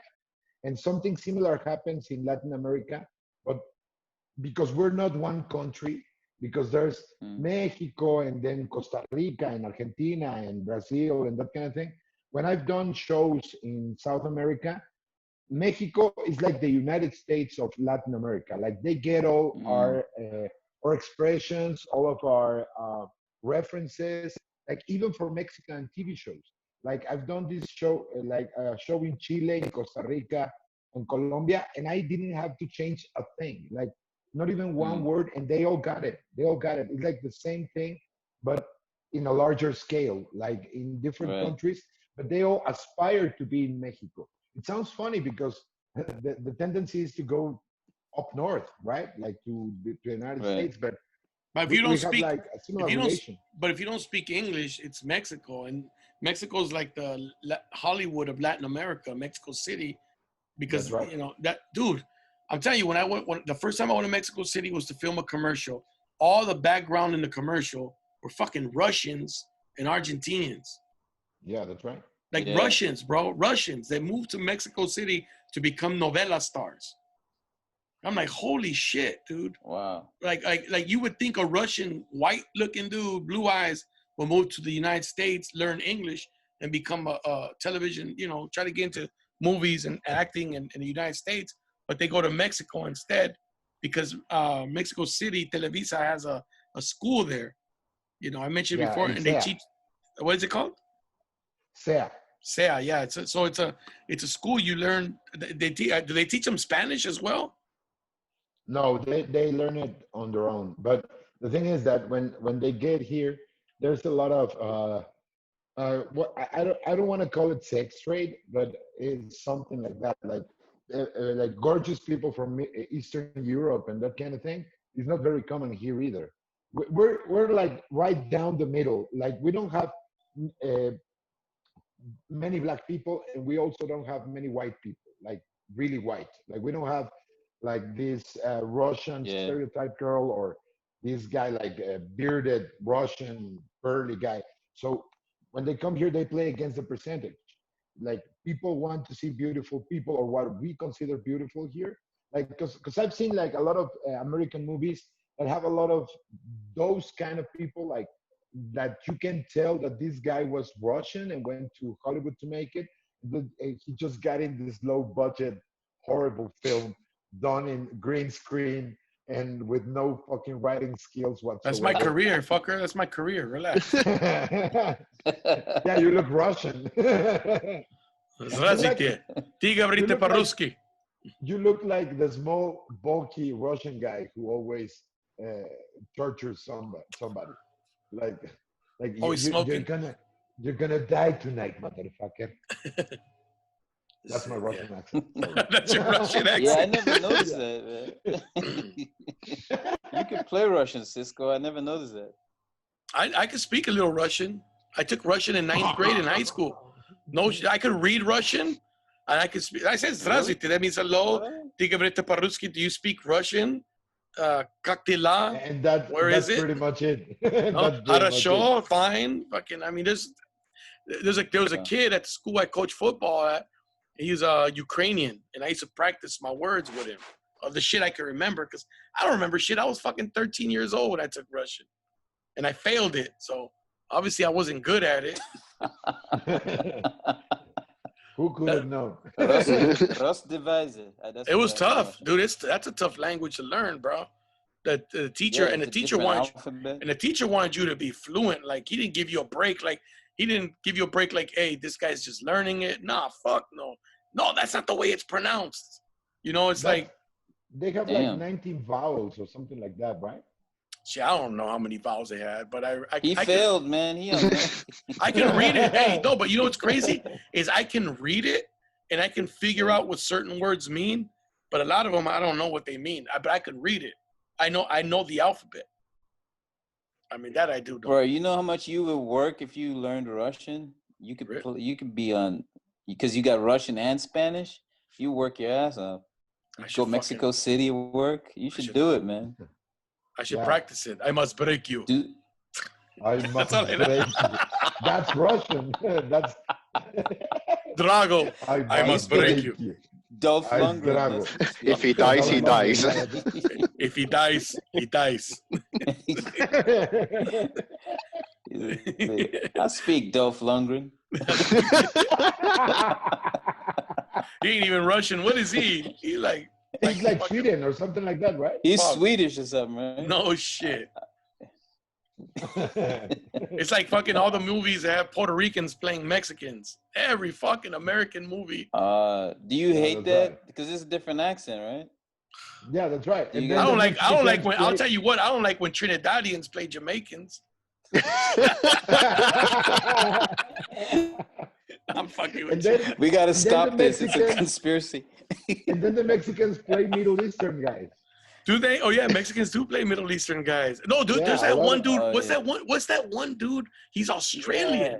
He's Australian and he plays Latinos. He's Mari, right? He plays Latinos. He plays Middle Eastern guys. He plays everything. He was in Training Day, right? He played Iraqi. He played all kinds of stuff, right? He was in Training Day. He was in Three Kings. Gang. He was in Three Kings. Yes, he was in Training Day. Yeah. Was he the guy in that movie End of Watch or whatever? No, I don't know maybe not. But he is in Training Day. He's the cholo. He's the cholo that puts the shotgun to the guy's head. That guy is Middle Eastern, right? Yeah, he's from Australia though. He's from Australia. Oh, shit. And you know a guy? You know this guy? Mari. You told me you know this guy from Fast and Furious. The guy who plays the Latin guy in Fast and Furious. Oh, that's Hector. my boy. That's Noel G. And that guy. But where's he from? He's not Latino. Yeah, he's quarter Mexican. That's not. He's half Italian. He's actually half Italian. He's half Italian. Listen. He's half Italian. He's a quarter Mexican, a quarter Puerto Rican. Damn. It's like from 9 to like 11 a.m. he's poor. He always plays a cholo though. He always plays a cholo. From 11 till 3, he harasses women. Then has linguini after that. No, but that's he's that's my boy. That's Noel G. That's Noel. That's the homie. So depending on his undershirt, right? Because it's either a wife beater, or a guinea tee, or a. He's in he's in the Animal. He was in the Animal. He was in Bruce Almighty. He's in a lot of movies. Yeah, he's in Fast and Furious. He's in Crank. He was in the Walking Dead. He came out in the first season. Yeah, dude. He makes money. He makes money going and signing fucking autographs at those the Comic Cons because he was on the Walking Dead. Because just from being on the Walking Dead the first season. Oh shit! And all the residuals from all the movies he's made. I always wanted to do that. Why not? Why wouldn't you? No, they don't have. You know, as Disneyland. As Disneyland, if you they have DisneyCon. Hey, As Disneyland, if you could walk around dragging Disney a Expo bobsled or something like that. This guy. Dragging a bobsled with your beady Jamaican hat, like.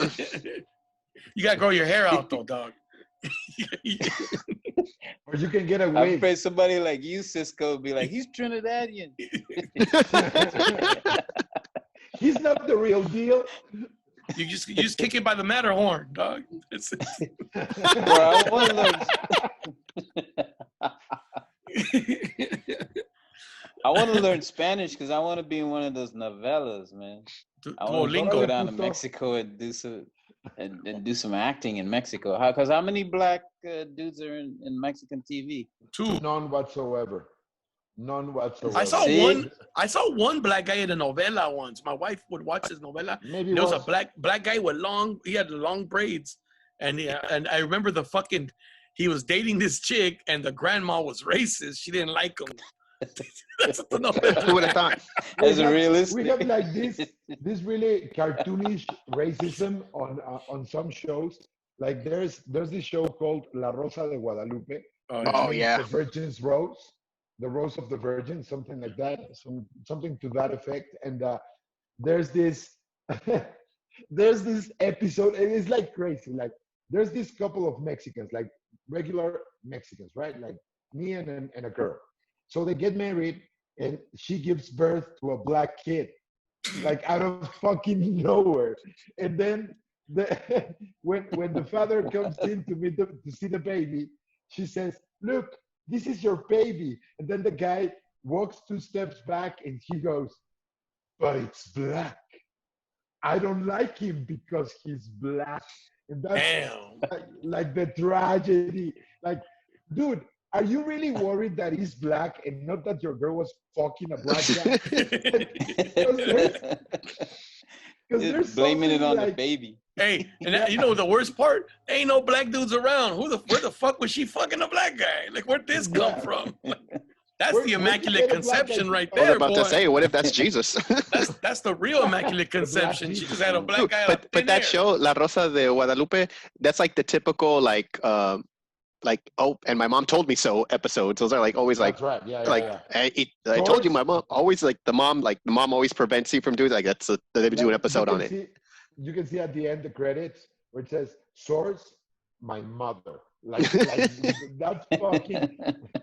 And they had an episode in which there were like a group of kids who were playing around with pot, but in the episode they injected the pot. That was like the big thing. Like, oh, he's injecting marijuana. Oh no, he's gonna get addicted. Well, first of all, I don't know what he's fucking injecting himself with. Because marijuana, you can smoke it, but you can fucking inject it. Like, you can shoot it. Right. You cannot shoot it. Damn. Like that kind of scientific basis. Wait, Raw, by the way, there's already a black comedian in Mexico. What was his name? The singer. I don't know. Talavera, what was his name? What's his name? He's a singer. Talavera froze up. His name he's thinking about it. No, he's not thinking about it. It's frozen. No, he's thinking about it. I'm trying to remember his name. Oh no. But going back to that TV. Kalimba. He's still thinking about it. He's Afro-Mexican. And he's a singer. So, and he was doing comedy. So they already have a black comedian down there. I don't know if he does. They need another. Well, he can't get every gig. Hey, man, dude, use that shit looks like he just. He's thinking about it. Like he's thinking about it. That shit does look funny. Let me see. He logged out. He frozen? No, he's not logged back in. But no, dude, you could learn Spanish on that app, Duolingo. Have you ever used that? I've been learning, man. It works. You just gotta practice it. Right, I got it. They were telling me I need to get a girlfriend, or like a Spanish girlfriend, and they'll teach you. Because Trenton speaks pretty good. Might as well just go to the strip club. Same difference. Trenton speaks pretty good Spanish. Really? Yeah, he's pretty good. Claro que sí. Habla español. Habla mucho, habla poquito. Habla poquito. No mucho. No mucho. So how long have you been learning Spanish, Raw?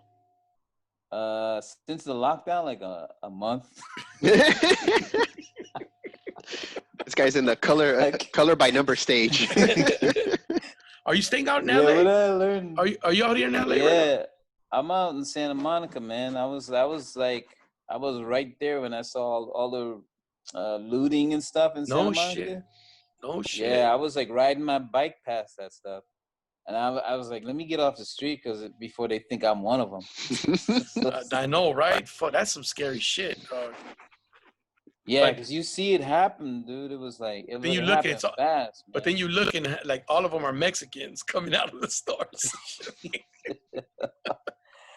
Hey man, you know what? It was like Benetton, man. It was everybody like multiracial, bro. with bright color vests. Like, older dudes.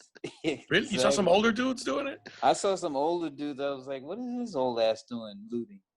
Got a fucking 55-inch color screen, motherfucker. That's what I'm doing. Yeah. That's when that weightlifting girlfriend comes in handy. the Apple store. Hey, those people are getting busted, huh? Stuff. The ones that stole Apple shit, they're getting busted on the Because they could track you, dude. But a lot of them got getting busted from Twitter and Instagram because they were taking pictures, dude. They thought you could see some people thought it was just fun.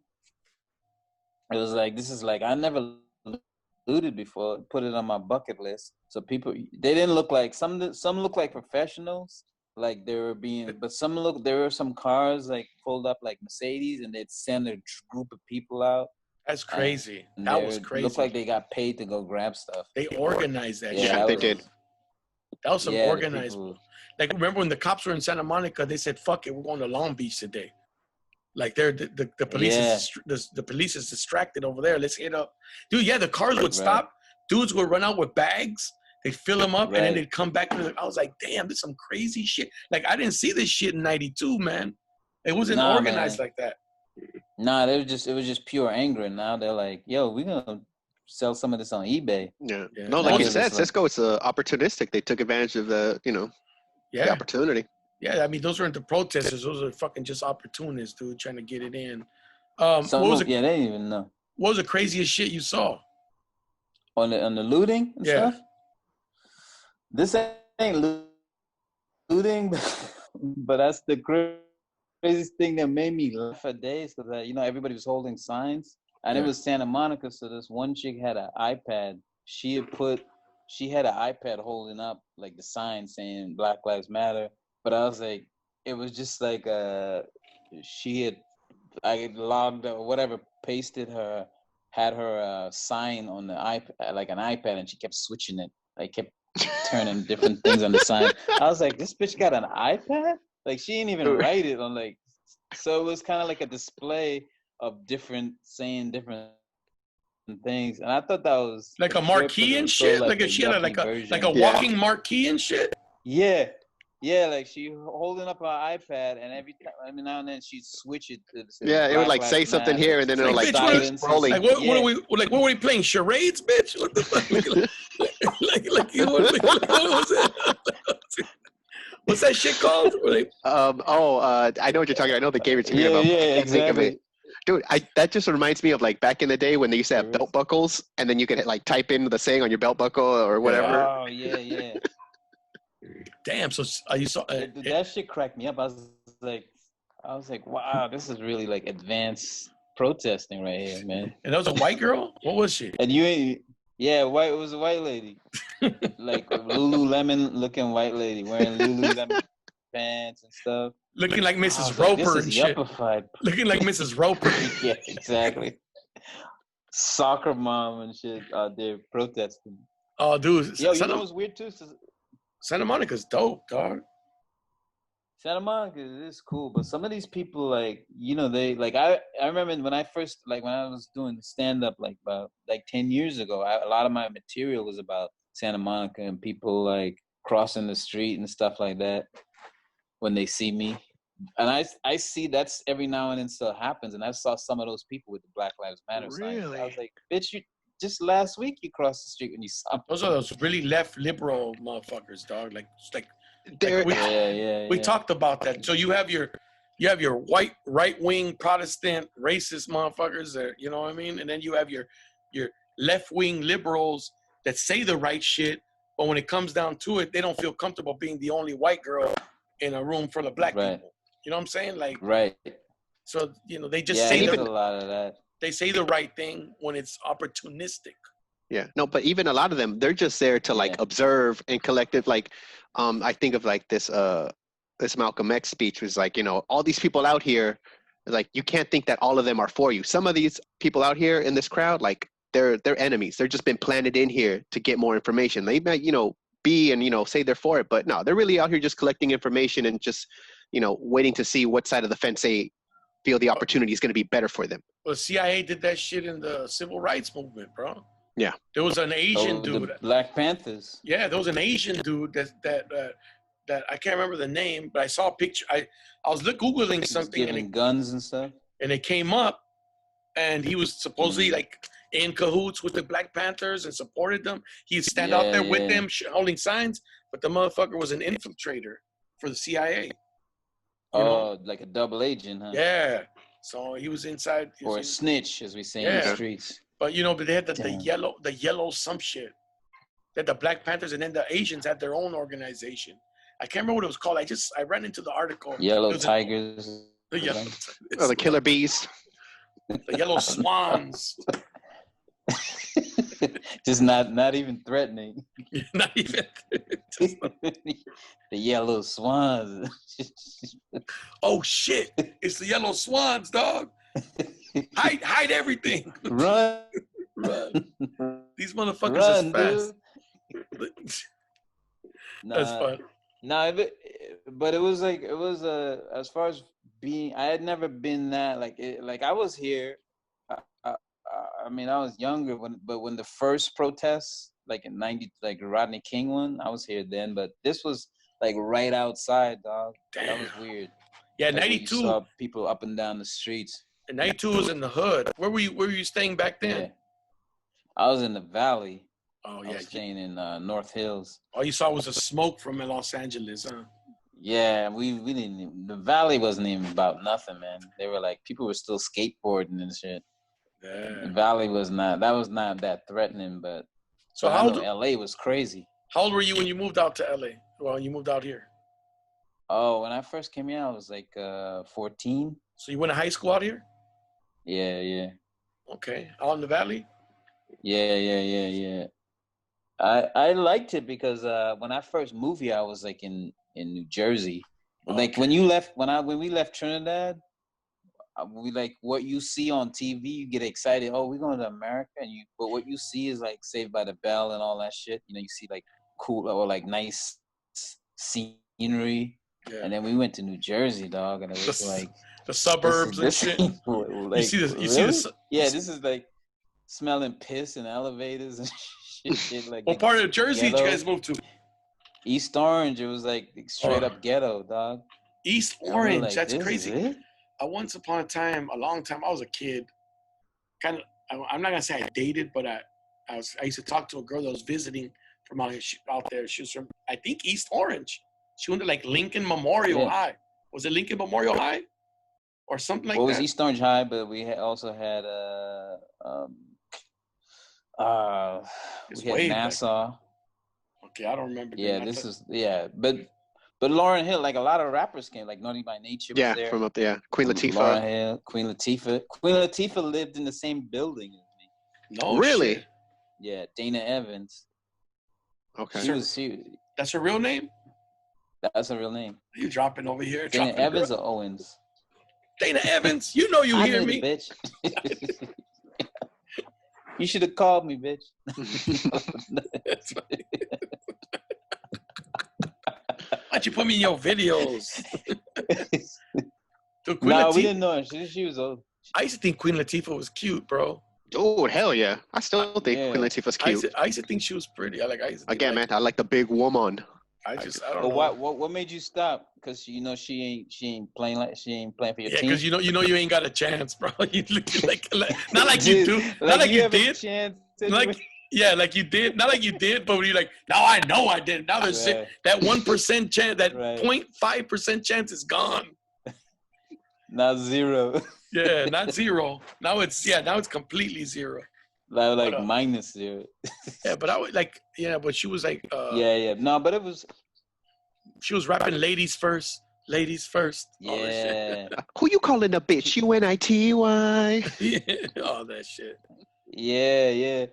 She was militant back in the day, huh? Yeah. Queen Absolutely. Latifah, wasn't Her she and- like? Didn't she used to wear like an African Yeah. hat and stuff? Headdress. Yeah.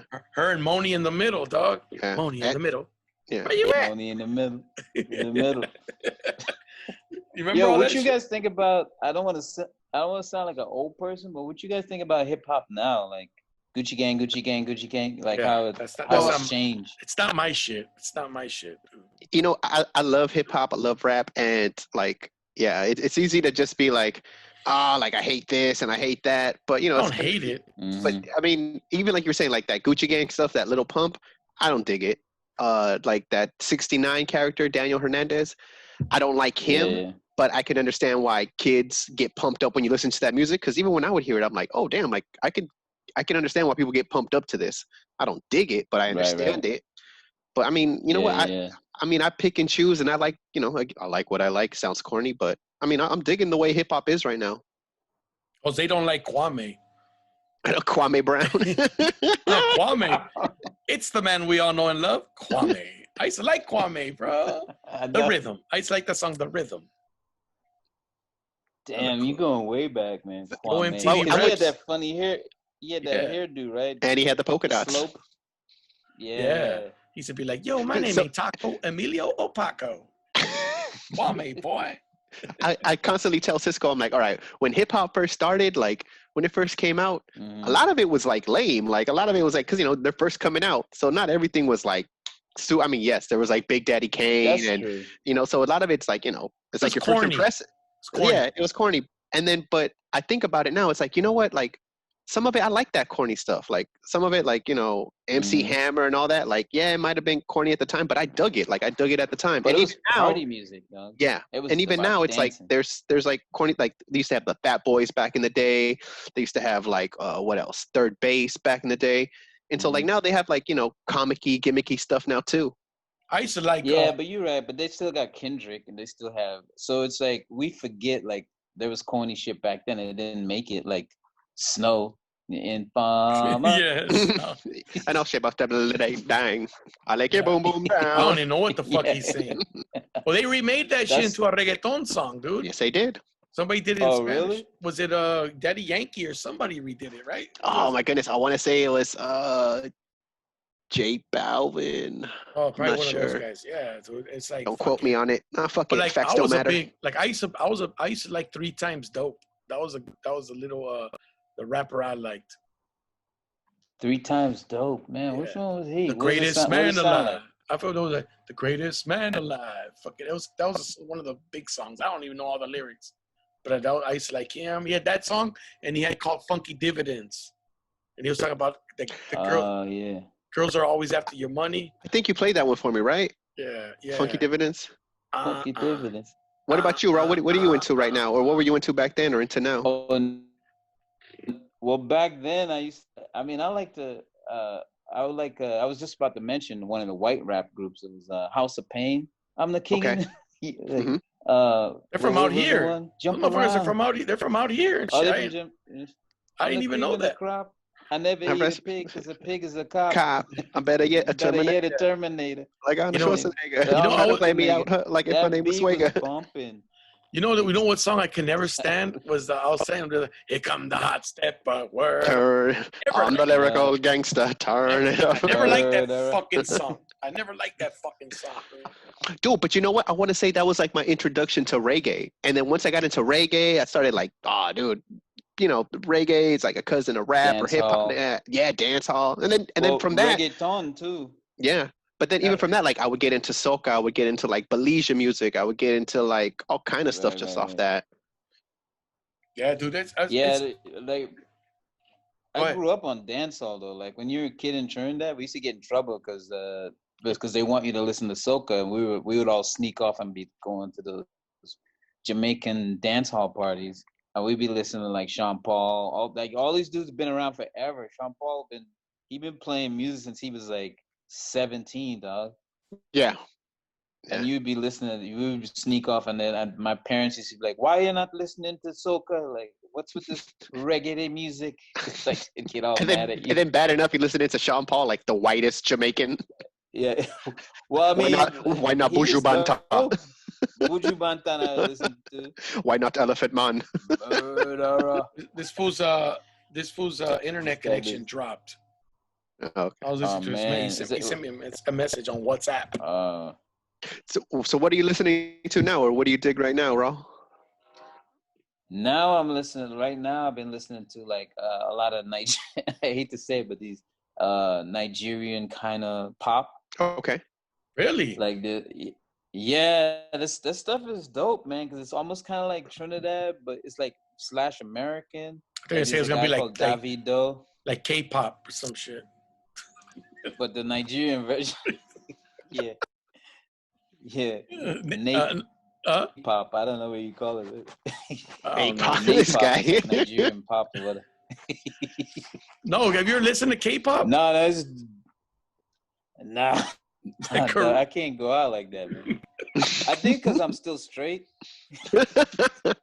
I don't listen to K-pop either, but that shit's big, dude. Like motherfuckers. I heard. Because, like I said, we're around kids, like teenagers and shit. I'm a high school football coach as well.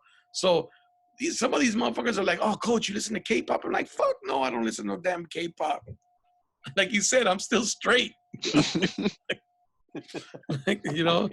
Whatever. I don't know. Maybe I'll listen to a song one day and be like, "Oh shit." I don't know. But it's in English or Korean? It's in Korean. It's in Korean. And the kids listen to it. And then I want to say that the introduction for these kids, at least from my perspective, is YouTube. Yeah. That, but YouTube, like, because YouTube is like, kids try to go for like the most clicks. Yeah. I want to say like YouTube is the new gangs, like how kids would grow up with gangs and stuff, like Bloods, Crips, or whatever. Now with the internet, it's like, I'm part of the Biebers, or I'm part of the Nicki Hive, or I'm part of this, and it's like, I'm part of the K-pop. It's like which gang or group can get their YouTube subscriptions to like 1 million or 1 billion views or whatever. Oh shit, that's interesting, dude. That's interesting. So like social media is co-opted gangs, huh? I want to say so. Like, they're not the new gangs, is what you're saying? I want to say so. How do you do the drive-bys? I guess the new drive-bys would be monetization, right? Like, let's see who can get the most monetizations for their click, or who can be like most relevant. Right? It's like, it's like 6ix9ine is more. 6ix9ine got the most views, so even though he's a rat or whatever, like right. he's the most. It's like, oh man, so now because I'm on YouTube and I don't like 6ix9ine, like now, like, because somebody else in my algorithm liked it, like I see it pop up as, oh, you may like this, like, no, I don't like this, or like, let me give it a chance or whatever. So I think interesting. I think that's what it is. Hey, I want to hear more about this Nigerian pop. So what is it like? You said it's like that. No, because I'm interested to check it out. I'll check it out. Oh, word! You should check out this guy named Davido. He just got a Grammy last year, and everybody was staring at him like, who the fuck is this dude? Oh, you know why I tell you that? I did a show one time at the LAX airport for a Nigerian convention. Oh, how was that? Bro, some of the finest, right? I killed, and some of the finest ladies I'd ever seen in my life. Honestly, bro. Yeah. Honestly, bro, it was like, I remember saying, damn, like I referenced it, and I said, it's a lot of some good looking women. I'm dude. If there was one ugly chick in there, I didn't see her. Like, I'll be honest. They kicked her out. Yeah, they probably. And I was like, shit, I gotta go to Nigeria. How much a flight costs? And they were like, $2,500. I'm like, no, you're gonna have to come visit me. Fuck that. Bro, you see some ugly Nigerian girls though, but they just all in night. They don't get to leave, dog. I don't think they give them a visa. They get denied their passport, their visa. Yeah. They get denied. Bitch, we don't want anybody seeing you. We don't want the world seeing you. Country. We do not want the world to see you. You give us a bad name. Get back to the farm. You don't make it on 90 Day Fiance. No. But I'm from the city. No, you're going to the farm now. So, dude, you got to do the Caribbean, because I've done the Crown. Was it the Crown Royal? What's the hotel? The Crown Royal downtown. Yeah. Oh, who do you do it with? This guy Marcus B. I did it. I did it already. That's the one you did, the Caribbean comedy? No, I did. Oh. I did this one afterwards. This is 2 years ago. I did it with what's his name? From New York. He might be from Trinidad. Comedian. From New York. Yeah. I thought it was just me out there. All right, now I'm feeling hurt. I think. I don't know where, but they're Caribbean. Nah, there's a few out there. What's his name? God damn, he's pretty popular. Oh, we'll see. Yeah, we'll see. Yeah. Or not, we'll see. Vince. Yeah, he's a Haitian. He's Haitian. Yeah. Or Haitian. My bad. He's Haitian. Funny. Same shit. I know y'all.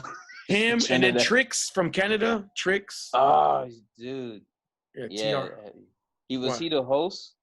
No, he just went up into the spot. Why? You know him? Oh, okay. No. Yeah, he's from Canada. Yeah. I did a show. I think I did my show with him. But I want you to. I was thinking you'd kill at that because they have Nigeria. You probably saw all the Caribbean chicks that you're thinking of Nigerian. No. I did it. This is when I first started in comedy. Like 2 years in, I did a show. They used to do a show. They used to do a regular show. I want to say every 2 weeks or monthly at the Radisson or something. Right by the airport. Yeah, that's different.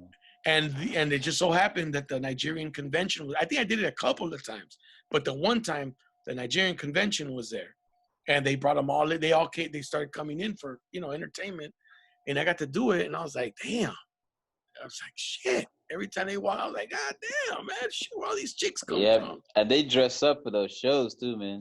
And they came from all over the United States, all over the world practically, because it was a convention. Bro, you go to some of those Nigerian parties like in England and stuff, and they're like, there's a lot of rich Nigerian because they got oil too. Oh yeah, I know but that. But they also, and then actually the richest black man in the world is from Nigeria. No really? Shit. Yeah, he has a cement factory. Like he's worth like 11 billion. Scammed over 50 million people on email. Well, he gets mad because everybody thinks he's like a dick. Like he's like, yo, man. But it is kind of shady. But he's like, in America, every billionaire is shady. He's like, stop emailing me, motherfucker. I ain't sending you shit. You got more money than me. That's how he made his money. A bunch of emails. Just get people to You got people's account numbers and shit. I am a prince. Send me your account number. I will deposit to you. No, dude, yeah, they were cool as fuck. Like that was another thing. They were really humble. They weren't like full of themselves. And the chicks were like cool. Like they hollered at you. You know what I'm saying? Like it was. I like those chicks because they're up front. It was a Sheraton. It was the Sheraton right by the airport. That's where it was at. Bro, when I was working on this commercial, and I thought about you because they were looking for they came over from England. They were casting the commercial here, but they were shooting it in England, and they were like, "We need some Mexicans. We need like some." Yeah, but they want the dark Mexicans, bro. They look at me, and I look like the fucking people who ran Mexico, not the people who worked Mexico. Serious shit, dude. I get that shit all the time. That's why I hate going to auditions when, like, my agent, I fired her because she would send me to Mexican auditions, and I'm like, yo, when I walk in the room, I look nothing like what they want. I know what they want. They want the traditional looking, the dark eyes, the dark hair. You know what I'm saying? They want the traditional Mexican. They don't want me. They were saying like those Sergio Leone movies, those Clint Eastwood movies. Oh yeah. They wanted those. Yeah, they wanted those type of Mexicans who were Italians. Yeah. That they were playing Mexican. The good, the bad, and the ugly, and all those fucking. Yeah, movies. They were doing like a kind of a spoof, and they wanted like Jose would get a role. Jose. Yeah, if he get rid of that blue beard, but yeah. No, Jose right here. Oh, Jose. Oh. Jose. Oh, the other Jose. See, like Jose. No, the other one's Eduardo. No, I'm just playing, man. Yeah. No, but Jose, like Jose could get like.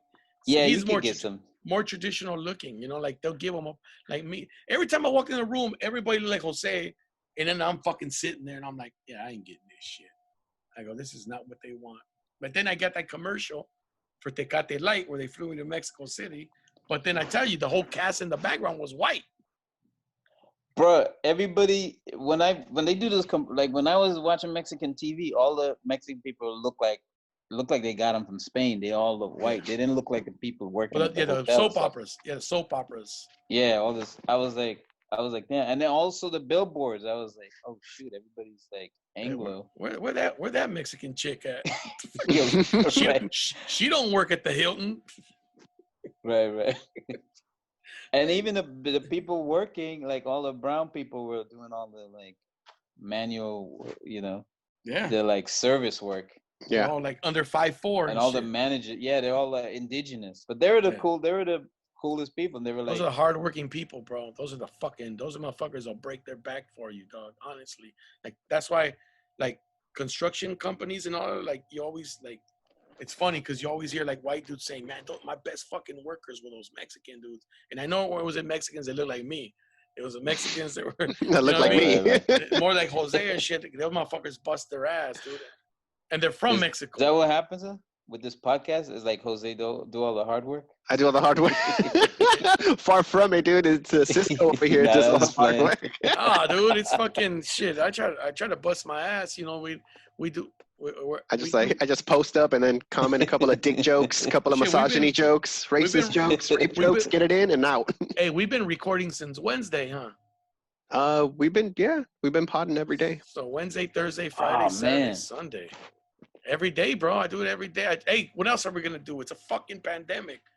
But you work hard, bro. You always off doing some show somewhere, man. All over the place, dude. Not anymore. I mean, ever since my kids stopped me. I used to.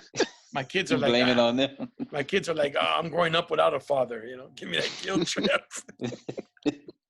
Bro, I grew up without a father, and then I met him. I was like, oh, that was a good call, dude. Because he played this one right, bro. He was what? He was a jerk, bro. No, it wasn't for real. Nah, he wasn't that cool. I was like, at first, I used to be mad he wasn't around. And then when I met him and started hanging out with him, I was like, oh, shit. Then you met him. He's like, buy me another beer. Bro, he was asking for shit. You're right. He was asking, like, he came up here and he was like, oh, take me to Target. I want to get some stuff. And I was like, I went to Target with him, and he loaded up a cart with underwear and shirts and stuff. And he just get out of jail or what? And when it was time to pay, he just stood there waiting for you to pull your card out. Yeah. And he was like, you can't get this stuff in Trinidad. So he was loading up the cart and stuff with all this. They think underwear, like, you get wife beaters with the different colors. Yeah. He was freaking. He was like a kid. He was freaking out. He was like, oh, look at this. And they have it in my size. And he was throwing it in the cart. Like, he was going off. And because he was like, you can't get this stuff in Trinidad. I was like, I could tell, bro. Jesus. But wait a minute. You knew your dad. I mean, you hadn't seen him for a while, or what was it?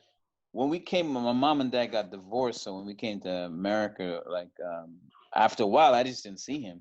Like, we didn't, like, we started off, like, writing letters and stuff like that. But after a while, it was like, I didn't hear from him. So, and I was young. I was like 7, 8. So I started getting used to him not being around. But my brothers were all in their teens, late teens. So they were like, they grew up with him.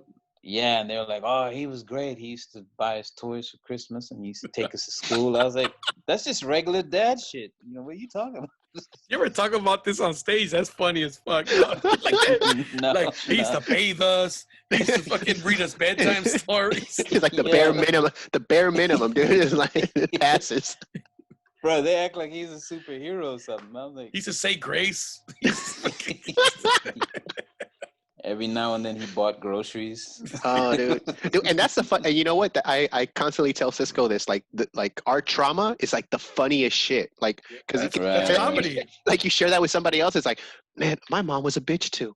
Like, my dad was an asshole too. It's like, right. Well, the old saying that the recipe for comedy is tragedy plus time. You take a tragedy and you add time to it, and you get comedy. At the moment, it fucking hurts, dog. Like, right. You need the time to separate. All this suppressed trauma. No, when you were a kid, that shit wasn't funny to you. Your dad's not around. Nah. That shit ain't funny because my parents divorced too, and then I saw my dad, but it still sucked because up until I was like about 8, I was used to my parents living together, and then all of a sudden they're not living together, and it's like fuck, man. It was cool to go see my dad on the weekend or vacation, but it sucked when I didn't see him. You know what I mean? Like, yeah. So what I mean? So I know what you're saying. Like, it's like if I wouldn't have seen my dad, it'd been like fucking weird, bro. because there was a time when I didn't see my dad, I think, for like a year, and it just felt weird to see him again. And that was just 1 year. That was just 1 year, you know. And then he's fucking, you know, like buying me shit, you know, like. Yeah, trying to make up for it. Yeah. He didn't take me to Target though. That's funny as fuck, dude. Like, I took him to Target. I was pissed too because I was like, when I was a kid, I wanted to go to Target. He's like, hey, Dad, I'm gonna get this Rocky figure for myself, all right? No, but like, it's funny. No, get the Dolph Lundgren one. That's funny because like your brothers, like you know, your brothers, your older brothers and shit, they're telling you shit they did. Like, took us fishing. He did all the good shit. Like, yeah, like, I didn't do none of that shit. And they sort of reminisce of how great he was, you know what I mean? And I'm like, he don't say. I met him. The dude ain't that great, dude. Yeah, so why don't you take him to Target, motherfucker? What you making? You should have told him. Ask one of your sons that you fucking bought groceries for. Ask them to take. Yeah, exactly. Yeah, he took you fishing. Your turn. So do you still talk to him? Bro, I hate to say it, like, but I barely talk to him, and he gets mad at me. He's like, oh, he calls me and is like, how come we don't bond or we don't talk? And I'm like, what's your older brother? What's your older brother's name? Mel. So I say, because Mel told me you took him fishing. I heard the stories. Don't be calling me no more until you're ready to take me fishing. Bro, he asked for shit though. My dad called me on my birthday. He's like, oh, I'm trying to get in touch with Rawle. Where's Rawle? I can't find him. It's his birthday. And I was like, all right, I'll talk to him. I talked to him. He was like, how you doing? He goes, send me a suit, nah. I need a new suit for church. I'm like, on my birthday, this motherfucker wants me to send him shit. Oh, by the way, because of me, you have a birthday. yeah, exactly. No, then you hang up and he texts you. Oh, I forgot. Happy birthday. one little tear coming down my eyes. No, I think that's bold, dog. That's bold. Because now that I have a lot of friends with kids, and I see how cool they are with their kids, bro. This is how bad it was. I was watching Narcos. Yeah. I know. Go for it. No. This is the best setup already. I was watching Narcos, and I didn't watch it in order. And the part where Pablo Escobar, like, I didn't see the whole thing in order. So I just saw with him hanging out with his kids, and he's like, people are coming to get him, and he's like, I'll always love you, and he's all nice. I was like, damn, I wish my dad was like Pablo Escobar. Even drug dealers are better dads. Yeah, I was like, damn, he's so cool with his kids. Like, I was like envying Pablo Escobar. Hey, Pablo Escobar is a drug dealer and a murderer. Yeah, but he loves his kids, goddammit. He's a good father. Oh my God. Dude, you could even switch it. You could even work that premise and be like, dude, even Donald Trump is in Barron's life. Like, dude, I constantly, like, I don't pay attention to Donald Trump, but I pay attention to the wife and I pay attention to the son. And dude, like, I remember when when the son would come off the helicopter or whatever, like, he was tiny. This was shot up 2 feet. And then, like, he went from, like, playing with those fidget spinners to now he has, like, 2 cell phones. And I'm like, this guy is, like, going to take over the world one day because this was going to be, like, left with everything. And I'm like, everyone says so much bad stuff about your dad, but your perception of Donald Trump is totally different from what the timeline and what social media says. His mom ain't no dummy. His mom ain't no dummy because when he got elected president, they renegotiated that prenup. That's a fact. Oh, yeah. She renegotiated that shit. I heard that. To put Barron in there with the other two, or is it the other two? Yeah. Yeah. So because Barron wasn't in that deal, so now she got him in there, but that secures her future. So now she's asking for more money in case they divorce, which they are gonna divorce. He's gonna trade her out. No, and put Barron in the trust because Barron wasn't in it. Oh. So that's such a cool name, dude. Like for such a dictator. Yeah. Baron. My son's name's Barron. That is a cool fucking name, dude. Barron. Fuck. Dude, he's gonna be a brat, huh? He's gonna be like a crazy. He's gonna be like Trump, bro. Said. Trump was Trump was a douche when he was younger. I mean, he was younger. No, I mean, he was a douche since he was young. Like, he was always with chicks and talking shit, and he was he was like that dude, like you wanted to be. Right. But you know what's so funny, man? All the rappers were hanging out with Trump back before he they're like, he's cool to chill with, but We don't want him for president, I guess. Yeah, but what did he say when I wasn't there, motherfucker? What kind of shit was he saying? As soon as I walked out the room, he's fucking putting sanitizer on his hands. Fucking, like, you think? motherfuckers. Maria, Yeah. get in here and spray the room. I think he wanted to be like them rappers, man. I feel like he's kind of had that putting all the gold. Who doesn't, bro? But who doesn't? Like a lot of, even no matter how you could say he even had like a rapper contract, right? Because like all these rappers, like they get like $1 million, but half of that's taxes, and they have to like work with it. The same thing with Trump. Right. Like Trump got an advance from his father, then he had to like flip it somehow into property, and so it's like none of that cash is really his. It's just generational wealth. Yeah, they said that property that he took over was property that nobody was using. Like he's the one that converted Midtown New York. He converted it. Like he made it. Well, it was run down. Yeah. He made it into like expensive living, like luxurious living, and shit like that. Yeah, he bought it for like nothing, right? Because you see those pictures of the early or late 70s where Manhattan, not Manhattan, but like Midtown's falling apart, like buildings are crumbling and stuff like that. And he was like, "Oh shoot, I could get this for dirt cheap." Smart, dude. He was smart to do all that shit, and fucking not use his own credit. It's like fuck it, Yeah, because they gave him a loan to buy that stuff just because they wanted to build it up.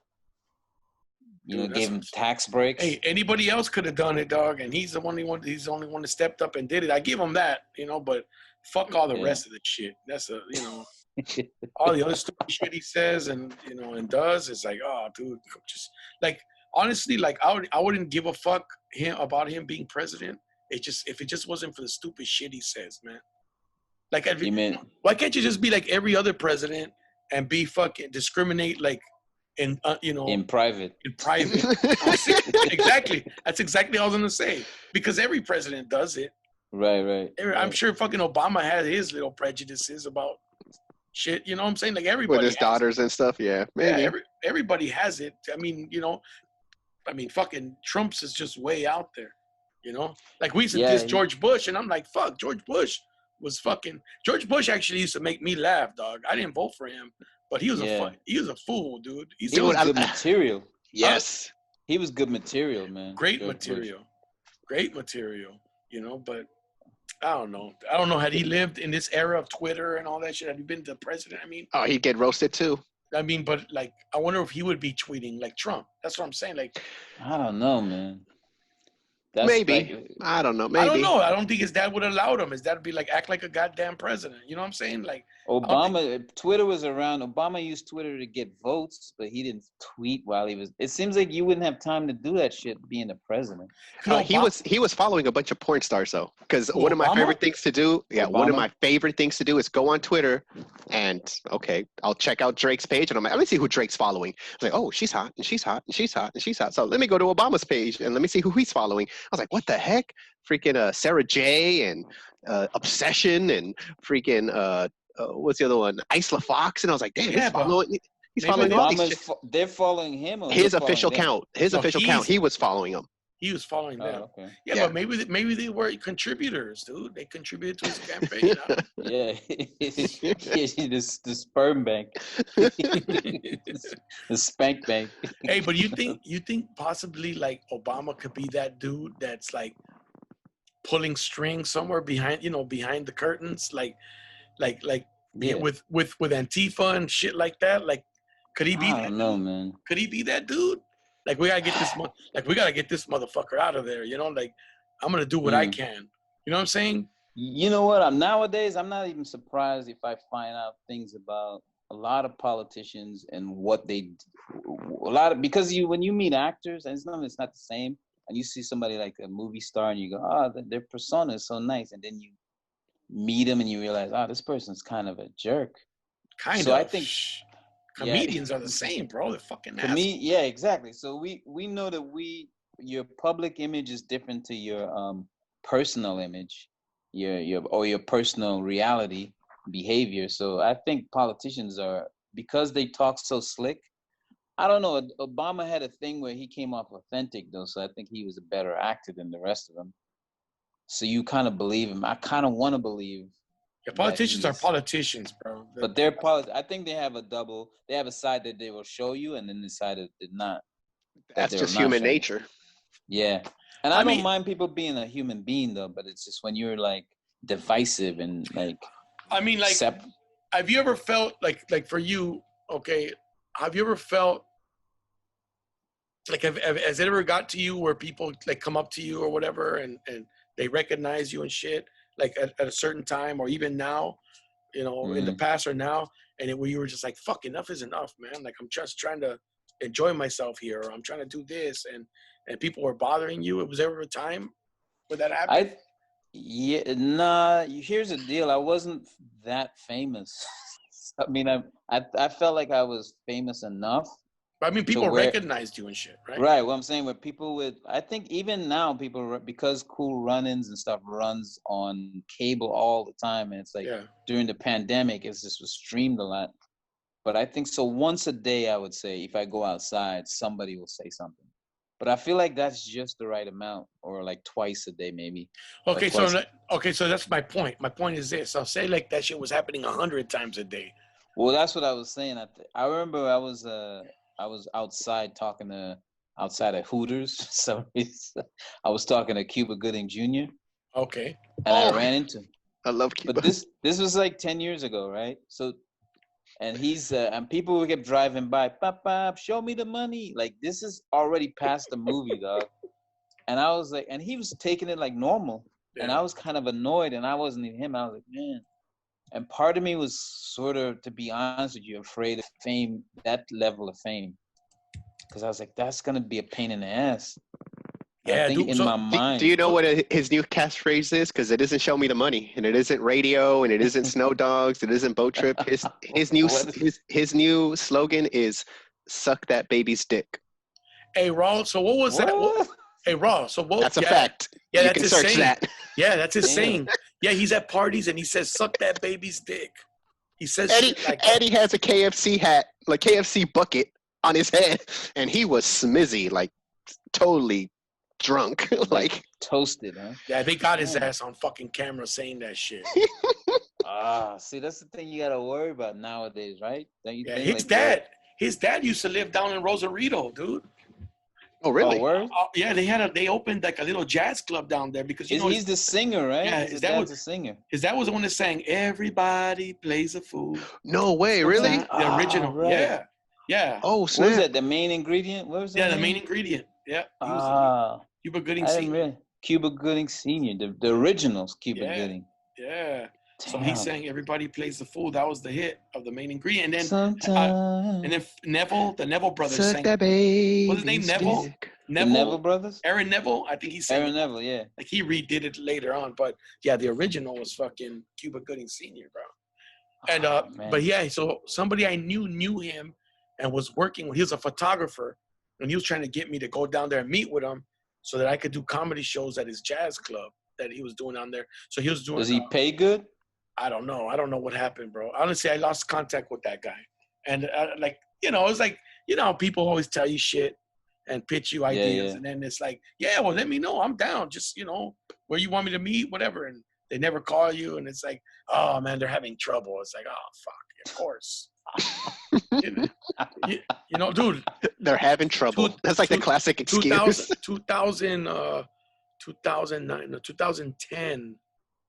2010, I had shows booked for South Africa. Was that the World Cup? That was the year of the World Cup, right? 2010. Yeah, with the Vuvuzela. Yeah, that was in Africa, in South Africa. Yeah. So I had shows for South Africa, all through England, and Bahrain. And where Michael Jackson had a home, right? Fucking Bahrain and shit. Motherfucking Bahrain. The Middle East, man.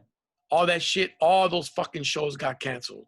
They just started dropping one after the other. Dude, you're talking about, it was like 30 G's, bro. It's like 30 G's. I was like, I ain't never made 30 G's in a month. Never in my life. Right. Never in my life. It was going to be within 1 month. Like 30 G's. And they just started dropping. I was like, God damn, bro. So I hate about this business. That happened to me with movies. I remember, like, I got booked 2 movies, and both of them got canceled. I was like, damn. You get excited, huh? And then you're like, somebody. Because you're thinking, yeah. Bro. I in my mind, I start spending some of the money. Yeah. I had a TV show. So I had a TV show that I what's his name? I'm trying to remember the dude's name. Aaron. He's a writer and a co-creator. Aaron Sorkin?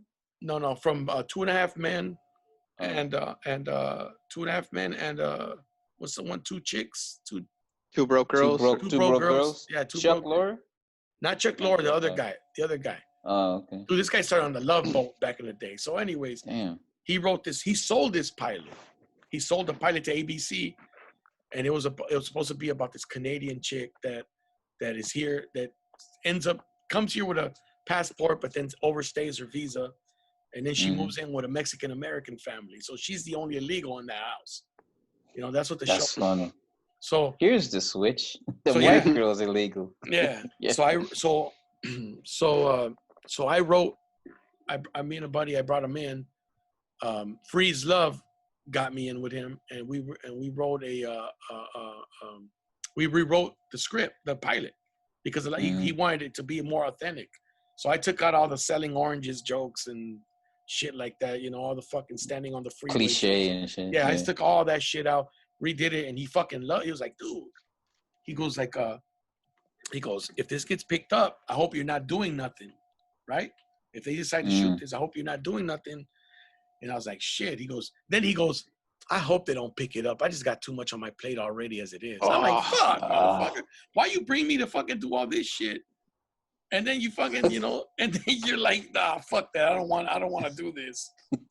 You know what I mean? Like, I was fucking, oh, that was terrible. They messing with your money, like your livelihood. Like it changes. It's amazing how one show can change everything, or something like that changes your whole financial portfolio. His name is And Lee they just Aronson. His name is Lee Aronson. Lee Aronson. So look him up. I don't know, but bro, he's done a. Let me see. I'm gonna IMDb. Nah, look up that Cuba Gooding Jr. thing I was telling you about. Look that shit up. I already seen it. He has a KFC bucket, dude. How did you get in a club with a KFC bucket in your think head? that hurts his career? You think that's hurt his career? They loved it. It's on the timeline.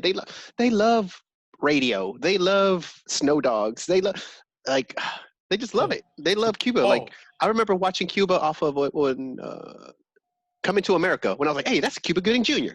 Oh, he's getting his hair cut. Yeah, I was like, it's Cuba Gooding Jr. I was like, so bro, I'm gonna go back in time. He did 2.5 Men, Big Bang Theory. Damn. Oh, damn. CSI, Crime Scene Investigation, Sybil.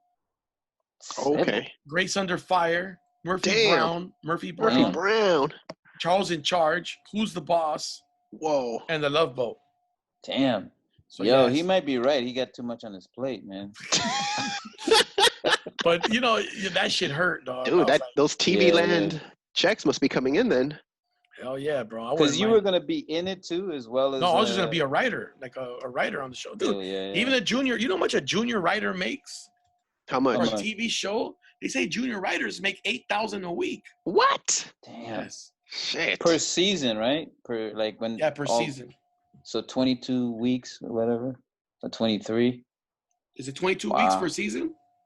Well, they do 22 episodes on the regular stations, but like on Netflix and stuff like that. It's like 9-10. So this is ABC. Yeah. So you're talking about just. This 22. So if you're a junior writer, 22 times 8, Jesus, just one. Actually, it's probably times 30 because I think you start a few weeks before. Oh yeah. The show. So yeah, and then so that shit fucking hurt. I was like, God damn. Bro, what would you do with the money though? Like when you start making that type of money, eventually, dude, go live in Trinidad, like 2,200. I'm blowing up, son. He's like, I know Rawle. He's like, sir, I'll take you to Target. I got a place to stay. I'm calling Rawle's dad. I'll take him a bunch of underwear and white beater shirts. Bro, that's the funny thing. My dad's middle class, bro. We were like, we did good in Trinidad. We had a good life. So why does he need all this stuff? You know what I'm saying? He's like, we don't have this shit in Trinidad. It's funny the stuff that when people come up. I don't know how it is in Mexico, but when people come to America, the stuff that they they look for to buy. Oh yeah, my sister-in-law is like that. They got money. Oh, dude, yeah. My aunts love 99-cent store, Dollar Tree. Yeah. No, my sister-in-law, and her partner, they fucking they got money. They got money, and they come out here and they buy. It's cheaper over here. They say everything's cheaper here. That's what they say. They cost more over there, and there's stores in Mexico that do. They're fucking like clothes. Like if you like name brand clothing, it's like you pay double over there. Because it's tax, right? You practically pay double of what it Import. is.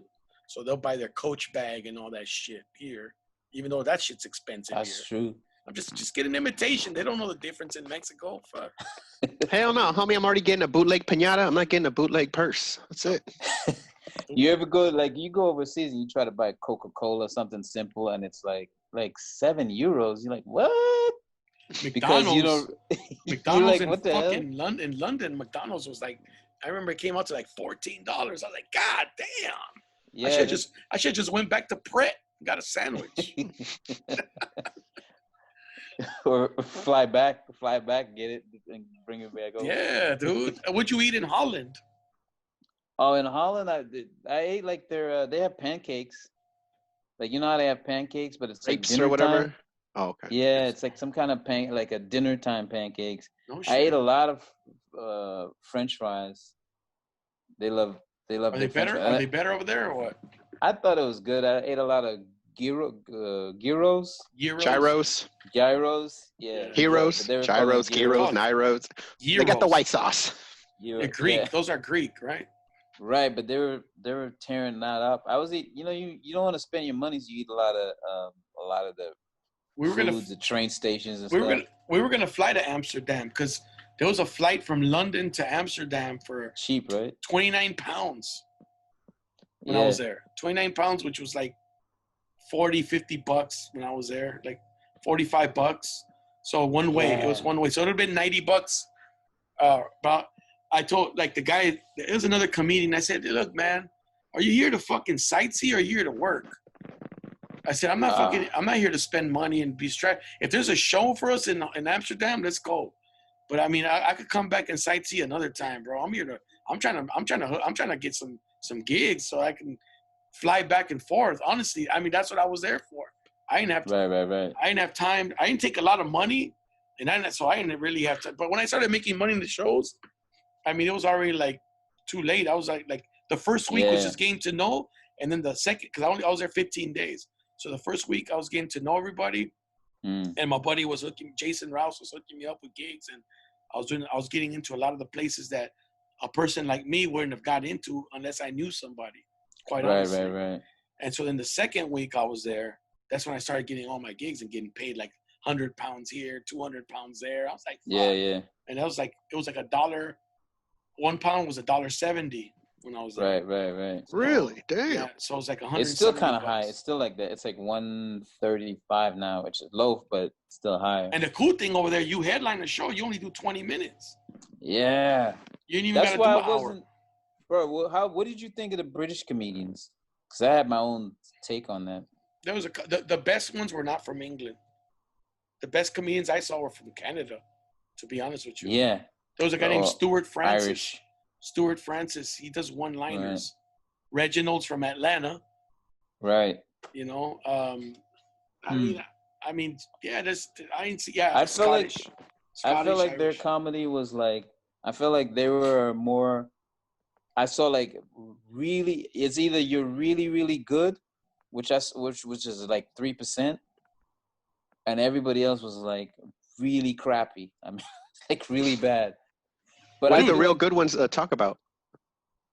They're just clever. They kind of have their own style, like a Russell Brand or somebody like that, you know, to wear. Or Australian. There's Australian. The Australian ones were killing it. Yeah, they're good. But whenever they were really good, they're really clever because they try to be clever a lot more than funny. It's irony, a lot of irony. Yeah, and we try to do both. Yeah, and we have a lot of mediocre comics that are still competent. But I saw people that I was like, I can't even believe this dude is even trying to do comedy. It was just so bad. Hey, dude, I that's the first and only time ever somebody called me brilliant. But you know, they throw that word around like it don't mean shit. Say brilliant, mate. You're brilliant. Yeah. Like this is what the guy told me. It's like you say things people think but are afraid to say. You're brilliant, mate. That's what he told me. Yeah, and then we were downing the Red Stripes. Oh, the Jamaican beer. Everybody else was drinking Corona. I was like, I ain't come here for this shit. I ain't lying, dude. Everybody was drinking Corona. The majority of people were drinking Coronas. That's what they were fucking drinking. Right. I was like, I didn't come here for this shit. Well, I guess that's a fancy import drink, right? Yeah, for them, man. For them, like, yeah. Like over there, I was like, hey, get me I want some like, I want the OG. What do you call it? What's that dark beer called? Guinness. Guinness. I want the OG Guinness. I went to Ireland. I was drinking Guinness like it was like in the morning. That's where I got carried away. That's where I wanted to go, dude. Bro, I think the Irish people are funnier. Yeah. I think they were pretty good. I think I could do good in Ireland and Scotland. Bro, I'm surprised you don't. I'm gonna try to set up a trip, man. I'm surprised you don't. I'm telling you, man. Last time I was there, I was like, man, I need to bring a Mexican guy with me. I don't know why I thought that. Just to divert TSA. Jose's like, I don't do comedy. I'll fucking roll. Fuck it. No, just because I think that they had no culture. Like, they didn't have, like, they were eating up culture like it was like candy. You know what I mean? They were like, oh, shoot, we see you guys on TV and we never get to hear you. Yeah. No. Did you play basketball? I mean? Did you play basketball? Right. Oh, you a football player? Oh, motherfucker. I'm not that. Man. I remember. Are you in the gang? Yeah, are you in the gang? Dude, that's what they told me, that their perceptions of Mexicans, that we're all gang members. I was like, yeah, that's your fucking people, your ancestors that went to America and they do that shit to everybody who's not white. And so they make everybody else evil and shit. Bro, but you gotta admit though, TV's messed up for us. TV's fucked us up a little bit. It's fucked us up a lot. Dude, TV was not made to promote us. People of color. And it's funny because when I say it, people always say, like even Mexican people, shut the fuck up, güero. You know, like they'll tell me. like, you know what I'm saying? Like, I go, dude. But when I talk, as soon as I start talking, the cat's out the bag, bro. Bro, is it in Mexico? Is it like the same way? Like in black culture, there's always the light skinned ones who's the most militant. Yeah, exactly. Absolutely. Is it the same with y'all? Like Sean White. But because they get the most shit, right? Light skinned dudes get the most shit. So you like the Malcolm X, like Mexico? Dude, that's who I am right there. Fuck Cisco X. You're gonna laugh, but there was a time when I thought about going by Cisco X. Like really? For comedy. When I first started, I was trying to think of a name. I said, hey, maybe Cisco X sounds cool. It's like, sound like a porno. I know he sounds like a porn star. Now they have the Latinx, which is all inclusive. So now there's no such thing as Latino or Latina or Latino transvestite. We're all grouped together. Word? We're all grouped together. Latino X now. It's like no gender. What do they call it? No gender fluid. Yeah, gender fluid. There you go. Gender fluid. Wow. Okay, so that's the name you use. How do you guys feel about? I mean, it's all good, obviously. No, I like letting get canceled. I like letting people know I'm Latino. No, I'm just kidding. No, but going back to TV isn't made for minorities. That's what's so great about YouTube. That's so great about like podcasts, even like without the visual. Because like I've said this before, with a podcast, you get to hear somebody's voice, and then you make it up in your head, and then that storytelling ability comes in. Yeah. And then with YouTube, it's like everybody got a YouTube account, and everybody loves free YouTube, right? So this is why I do this raw, because I was like, and I like to have a comedian or an actor or a singer or whatever that's American, and then I like to have somebody international, and then we share our perspectives. Like, you're hearing things about Mexico for the first time. We're hearing things about Trinidad for the first time. But you like I said earlier, you realize that at the core, it's the same shit, man. People want the same shit. Right. Everybody's trying to come up. Everybody's just trying to live a good life. a good life. That's it. It's not even about being rich or whatever. You just because come on, I'm sure you know a lot of wealthy people, Right. and they're not as happy as you are, bro. I mean, nah, bro, they envy me sometimes because they think you got freedom. Nobody's coming after you because they think you got money. Yeah. You know, in a lot of ways, I'm like, man, these people are depressed. Not all of them. No, not all of them. I'm just saying. Yeah. I'm not saying like I'm not trying to say, oh yeah, poorer is better.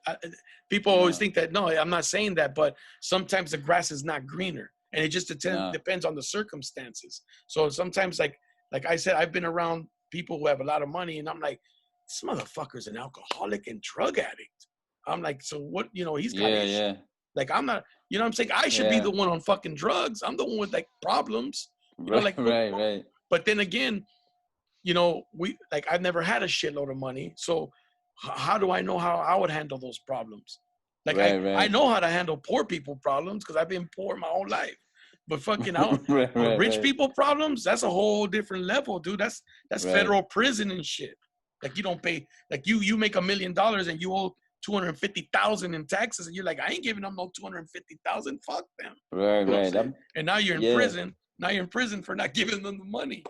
I tell people it is a white collar prison though, so it's like.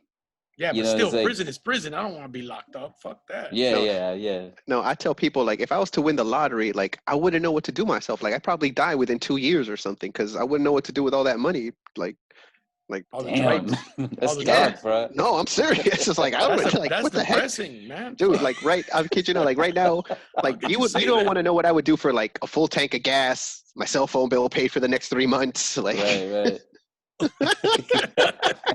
Damn, you had your sights set low, huh? Lower expectations, man.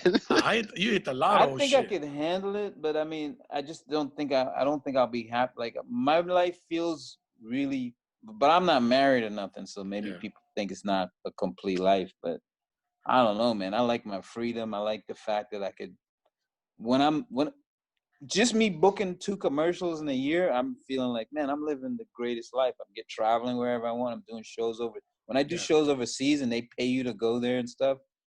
Like, I feel like, this is not that much different than being a millionaire. No, you're right, dude. Like like that's what I've said. I said, I'm not a millionaire, but I've lived a millionaire life. Like, dude, I've stayed at the best hotels that I ain't have to pay. I ain't have to pay for. Like, I've flown first class and I ain't have to pay for. You know what I'm saying? Like, I've been places that I never thought I'd go. Dude, I never thought I'd fucking travel and see different places. Even in just Mexico, across Mexico, or, you know, go to England and shit like that. Fucking, I had to pinch myself. I'm like, what the fuck am I doing? Yeah, I don't know. Your experiences are what you know, adds a value, man. But like, dude, like, you know, getting pampered and shit, you know, like, you know, all that stuff. It's like, I've always said I'm not a millionaire, but I've felt like a millionaire. And dude, like showing up in my hotel room and they, you know, bienvenidos, señor Cisco, with the little wine, the bottle of wine, the chocolates, the straw, like shit. Oh, wow. Yeah, damn, those are good shows. You're getting good shows, dog. And I was in Mexico, like Puerto Vallarta and fucking all up and down. Yeah, dude. Bro, so, and when it doesn't happen all the time too, you appreciate it. Exactly. Like if it happened all the time, you're like, oh, I could never. This the wine they got? I could never see myself as being that dude. Like, fuck, man. I said Avion water, not fucking, you know. Like, right. Oh my goodness, you just triggered something. Like I remember when I could never be that dude. I could never be that dude, bro. I remember when I was first introduced to the peppermints, like it's the white and red. Yeah. But then, like, I ended up staying at what was it? Freaking the Palazzo, and the mints there were the white and green ones. And I was like, oh damn! Like, what are these white and green ones? It's like same peppermint, but I wasn't used to the white and green. I was used to the white and red ones. Right. You thought you were getting some THC infused. Yeah. You're used to the barbershop pole looking one, right? Nah, dude, for real. But like you're right. What you said is you learn to appreciate it, and it's like, you know. But on the other hand, being on the road doing comedy has been some of the most depressing times of my life, bro. Oh, that's lonely, man. Being that's in rough. the hotel, when you're in the hotel room and you're performing with people like you don't really know, like, and they don't really want to talk to you much or whatever, and you're like, fuck it, I want to keep to myself too. I tell people, you get up, all you do is leave your room to go eat, and then you're back in your room. You know what I'm saying? Right. And then you shower and get ready for your show. And then when you go to the show, that's your socializing time. Like you socialize the comic, whatever. And then like people after the show and hey, what's up? And then they'll invite you. Hey, let's go have a couple of drinks, whatever. Okay, let's go. But I don't trust people. So like I don't. Right. You know, you can't trust people, bro. It's like you can't just be like, oh, they look cool, and you gonna hang out. But with you them. don't know them, and they Yeah. buy you a drink sometimes. They're like, well, I don't know you. Bro, What's in this drink? Yeah, like they bring it to you. Yeah, so you order a beer or some shit, a bottle, whatever. So Right. You're good. But like I said, and then you go have one drink and go back to the room, dude, and maybe have something to eat, watch TV, stay up to like 4 a.m. Fucking yeah. Do you ever have that? Like I did that just before the pandemic. I did the Fantasy Springs and the Improv out there. You know what I'm talking about? Okay. Near Palm Springs. Yeah. And it's like a casino, and you're there for like a few days. But I remember having like a show, and it was accidental, man. Like I have good shows sometimes, but you know how you have a show where you like something happens in the audience, and you just start going off on one person, and you're like, man, I can't even believe I'm not this funny. Like something's like, is this my material? Like, yeah, you were hot. You're hot. And you're on the roll. Yeah. You're on a roll, and it kills, right? And then what happens to me is like I can't sleep. I didn't fall asleep till 5 o'clock in the morning, and the show was done at 11. Yeah. And I was like, I'm wired, and I was walking around the casinos and stuff like a madman. See if any fine broad recognizes you from the show. Yeah, like, yeah, exactly. Like she broke up with her man right there. She's looking for some revenge sex and shit. I've done that too. You have a good show. I was about to say, yeah, that's and she's like, and I fucked the black guy from last night. How about that? Dude, I've seen that happen so many times, and I've had that happen to me, like in Vegas, like when I've been at a club or at a bar, and then like some chick is like rubbing up next to me, and I'm like, oh, okay, well, so I'm sorry, rubbing up next to her, and then her boyfriend or whatever comes and like gives her a drink, and then she like starts arguing with him. I was like, what the heck? Yeah. And I'm like, chicks just like arguing with dudes looking to like hook up with somebody else. Or this other time I was walking through a casino, and this girl was just like upset with her. I could tell she was just in a fight.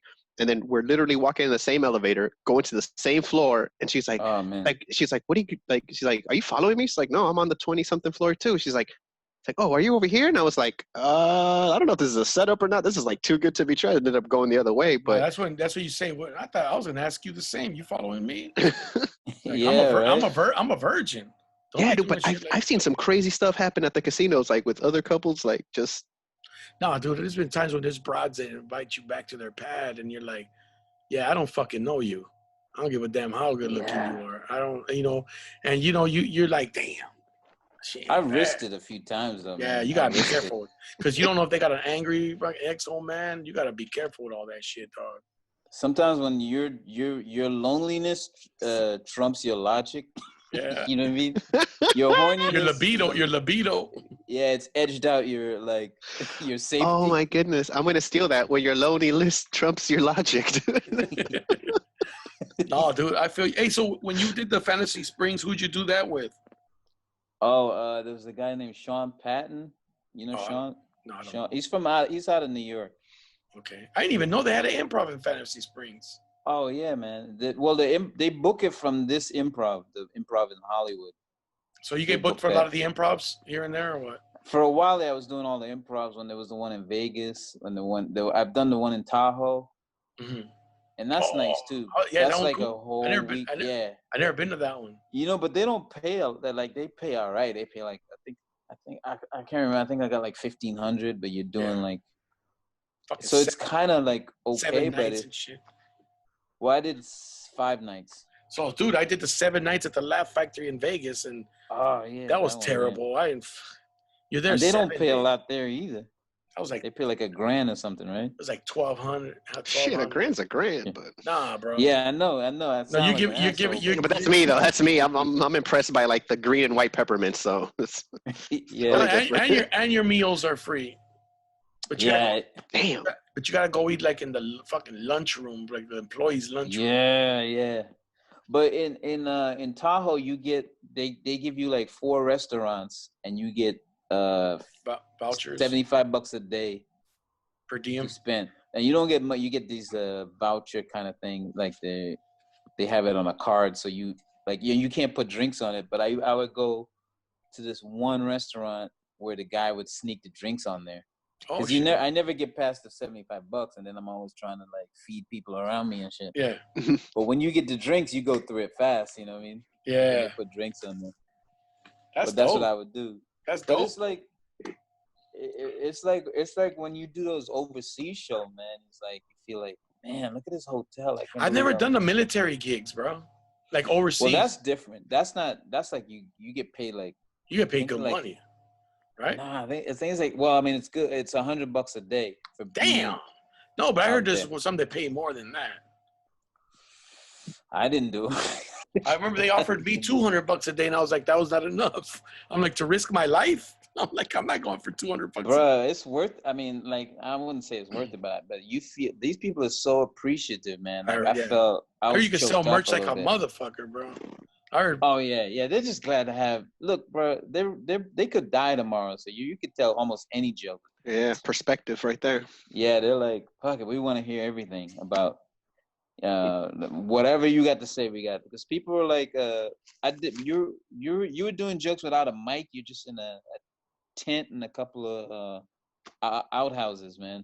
Oh shit! What they call those porta potties. Yeah. Because when they get the comedians, you could take the comedians further into the like front lines, because we don't need much. We don't have drum equipment. We don't have anything, so we can travel light. And a lot of times I didn't even have a mic, and I was just sitting there. I'm like, man, this tent ain't even set up yet. Like they're setting up tents, and they had all these those crates. Yeah. You know how they have the shipping crates? That's what they were using for a fort. Oh, to block out the enemy. Damn. Hey, where was this? Where was this? Where was this? This was in Iraq. I was near Mosul. Oh shit! Whoa! Did they fly you in the Apaches? Yeah, and you got in a Black Hawk, but that shit is loud as fuck. Yeah, the comedians they take you. Yeah, dude, I've heard comedians go over there and they get shot at, and the motherfucker has to weave. Weave. No way. Yeah, bro. Oh, when the C-100 when they landing there, they weave down, and they don't tell you that they wait to see your face. And you're freaking out. You're like, what the fuck? And they start laughing at you. That's the classic right there. They're like, these damn civilians. You gotta wear a helmet and a vest and all that shit, huh? Oh man, I have pictures of me just in the flak jacket, and when we were running, we would land in one. We landed in one airport in Iraq, and we had to. As soon as you get out the plane, you have to just crouch down low and run with your backpack on and all the equipment. Damn. Well, whatever you have, you're running, and you got the flak on, and so I was keeping up with some of the soldiers, and they were looking at me all strange and stuff. And then when we stopped, they poked my vest, and they go, "Oh, that's what it is." And we're like, "What?" They go, "There's no metal in it. There's no protection. What? In it. You're just wearing a flak jacket." I'm like, "What?" They're like, "Yeah, you might as well have a sports coat on." I go, "What the?" And then I went to the master sergeant. I was like, "Yo, man, this ain't bulletproof." They go, "Yeah, because it's like an extra 40 pounds, and if you'd start whining and complaining, it's too heavy." I'm like, "Yeah, I'll whine even more if I get shot." That's hilarious. Dude.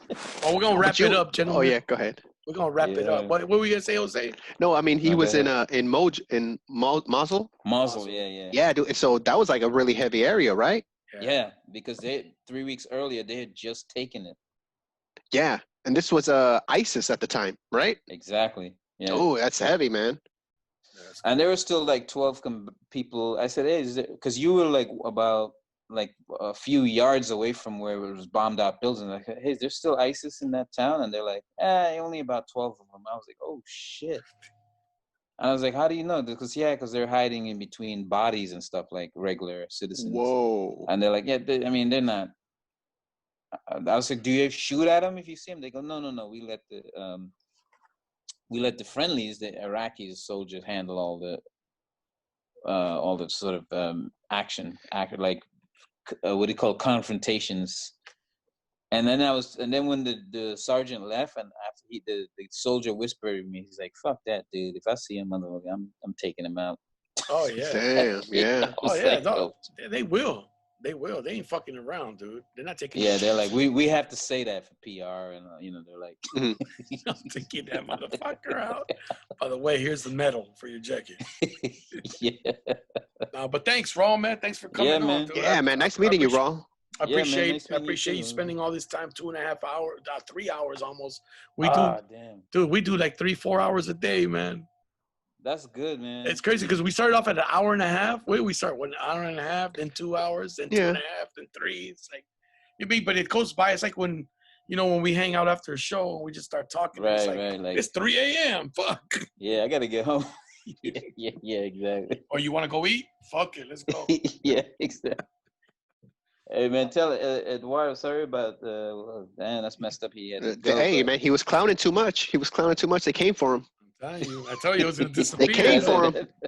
They heard they cut his internet. The government cut his shit. They said, "You talking too much shit about our president, motherfucker." And you fucking and you ain't even really Mexican. You Middle Eastern, motherfucker. Don't be over here talking shit. Sending you back to Mosul. A Bluebeard. A lot of Lebanese though. There's a lot of Lebanese in Mexico City. A shitload. It's a shitload. But they came a long time ago, and they're the textiles. They're heavily into the textile industry and shit like that. So they, make it. They in Trinidad too, so yeah, a lot of Lebanese people. Lebanese, they got some Syrians. For some reason, they got Syrians over there. Oh, dude, I tell Cisco this all the time. I think some of the most beautiful women are Syrian women, dude. Yeah. Seriously. I'm just kidding. All right, gentlemen. All right, man.